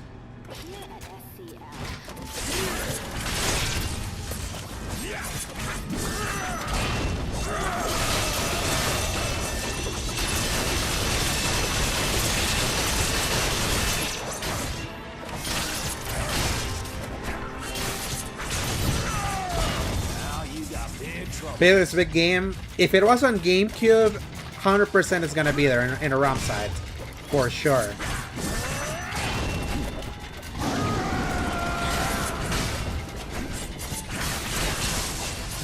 I remember there was a Mickey Mouse game. Was it Castle of Illusion, I think?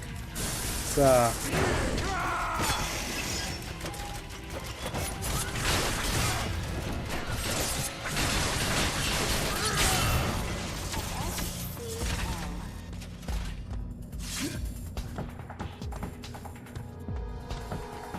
It's a Silent Hill vibe game with Winnie Pooh characters. That's amazing. That actually sounds freaking awesome. Oh man, the GameCube. I love the GameCube so much. I know it was a relative failure sales-wise, but I have such amazing memories of that system. Like, incredible memories of the GameCube.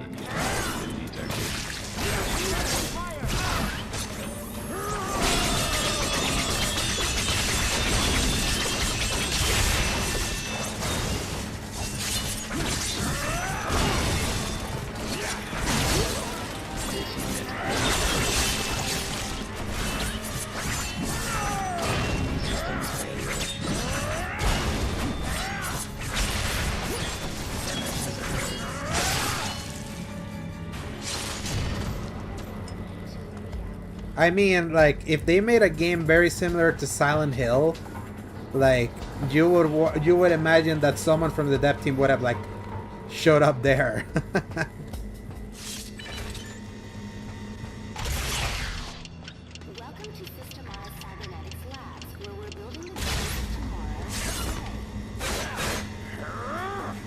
Oh, was it on PS2 also? Nice.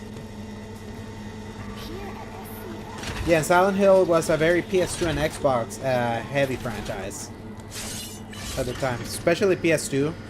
The games launched there first.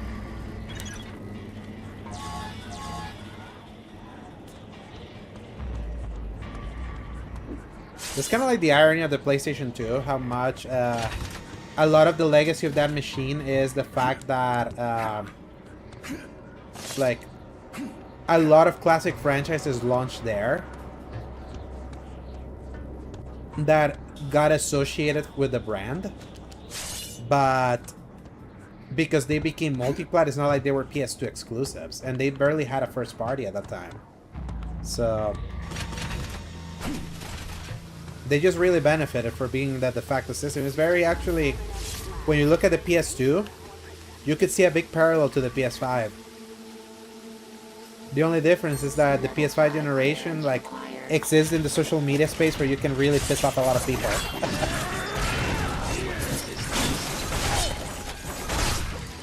Whereas the PS2 was like kind of controversy-less, all things considered. The controversy was like moving to PS3 where they moved with hubris. That was the difference. But they saw the big success of the PS2 and were like, look how many people bought like the PS2. They're for sure come over to PS3 side and scene, no problem. And then we know what happened. They got humbled.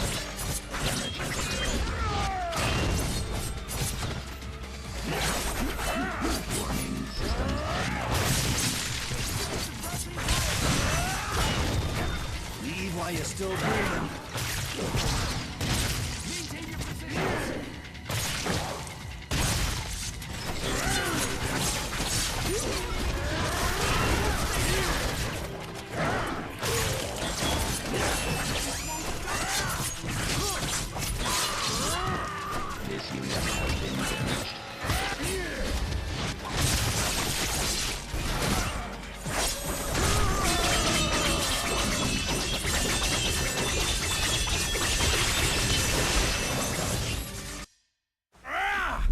Sentinels know how to pack a beating.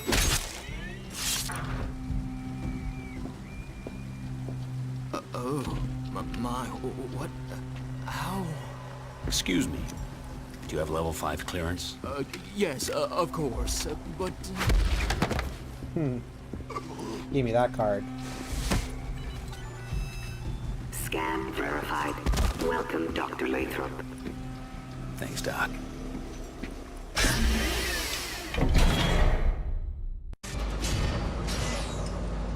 Right away.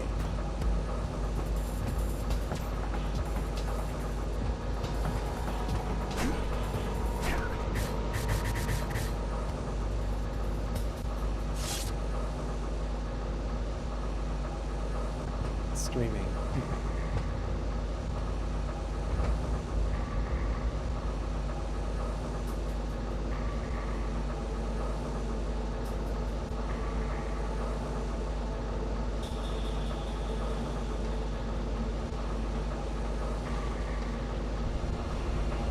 Time to get to work.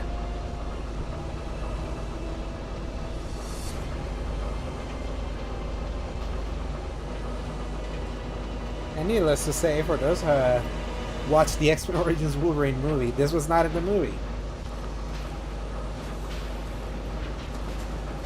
This was the era of movie tie-ins where they would take liberties with adapting the movie. And it could never be a one-to-one adaptation because otherwise there wouldn't be any game. They had a game to fill.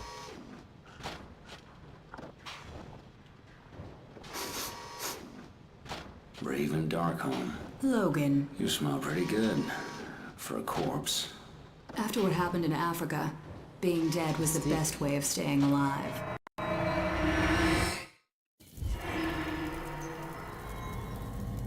What exactly did happen, darling? Team, we have a situation. Logan, you're closest to Nord's last known position. Go find him. Yes, sir. And Logan, Yeah, I think I'm gonna stop it there. Raven Darkholme. Consider her I think I'm right at the halfway point. Yeah.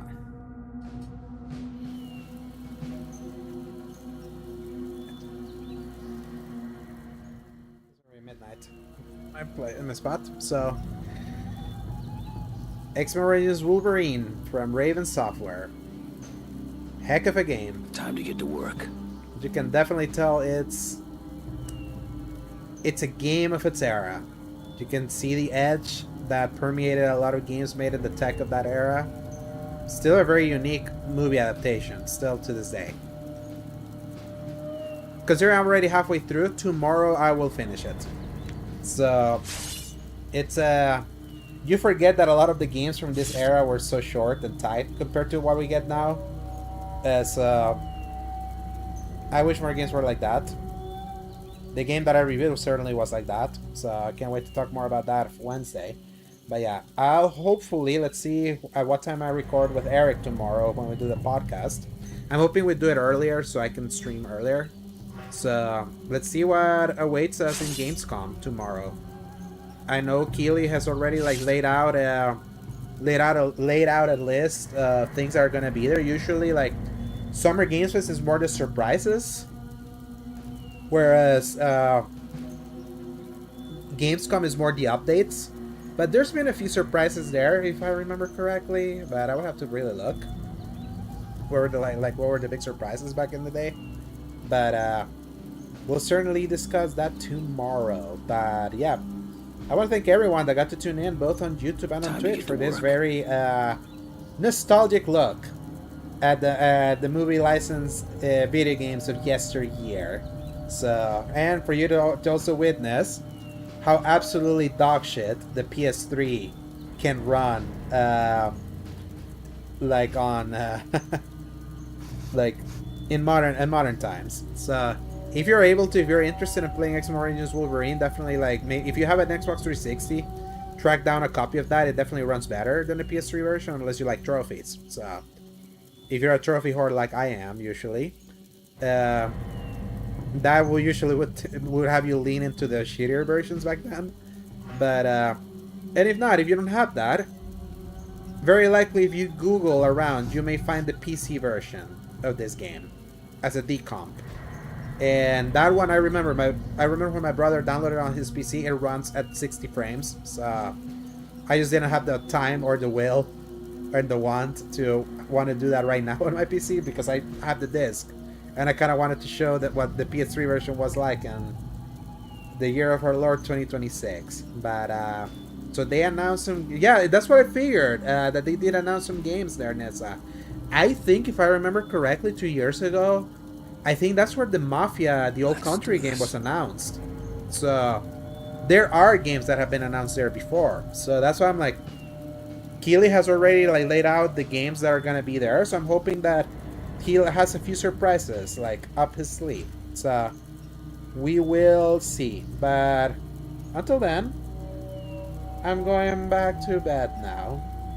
Enjoy your night. Hopefully I'll see you tomorrow, God willing. Peace out, and hasta la vista, baby. And for me, Wolverine, time to get to sleep. See ya. Ciao.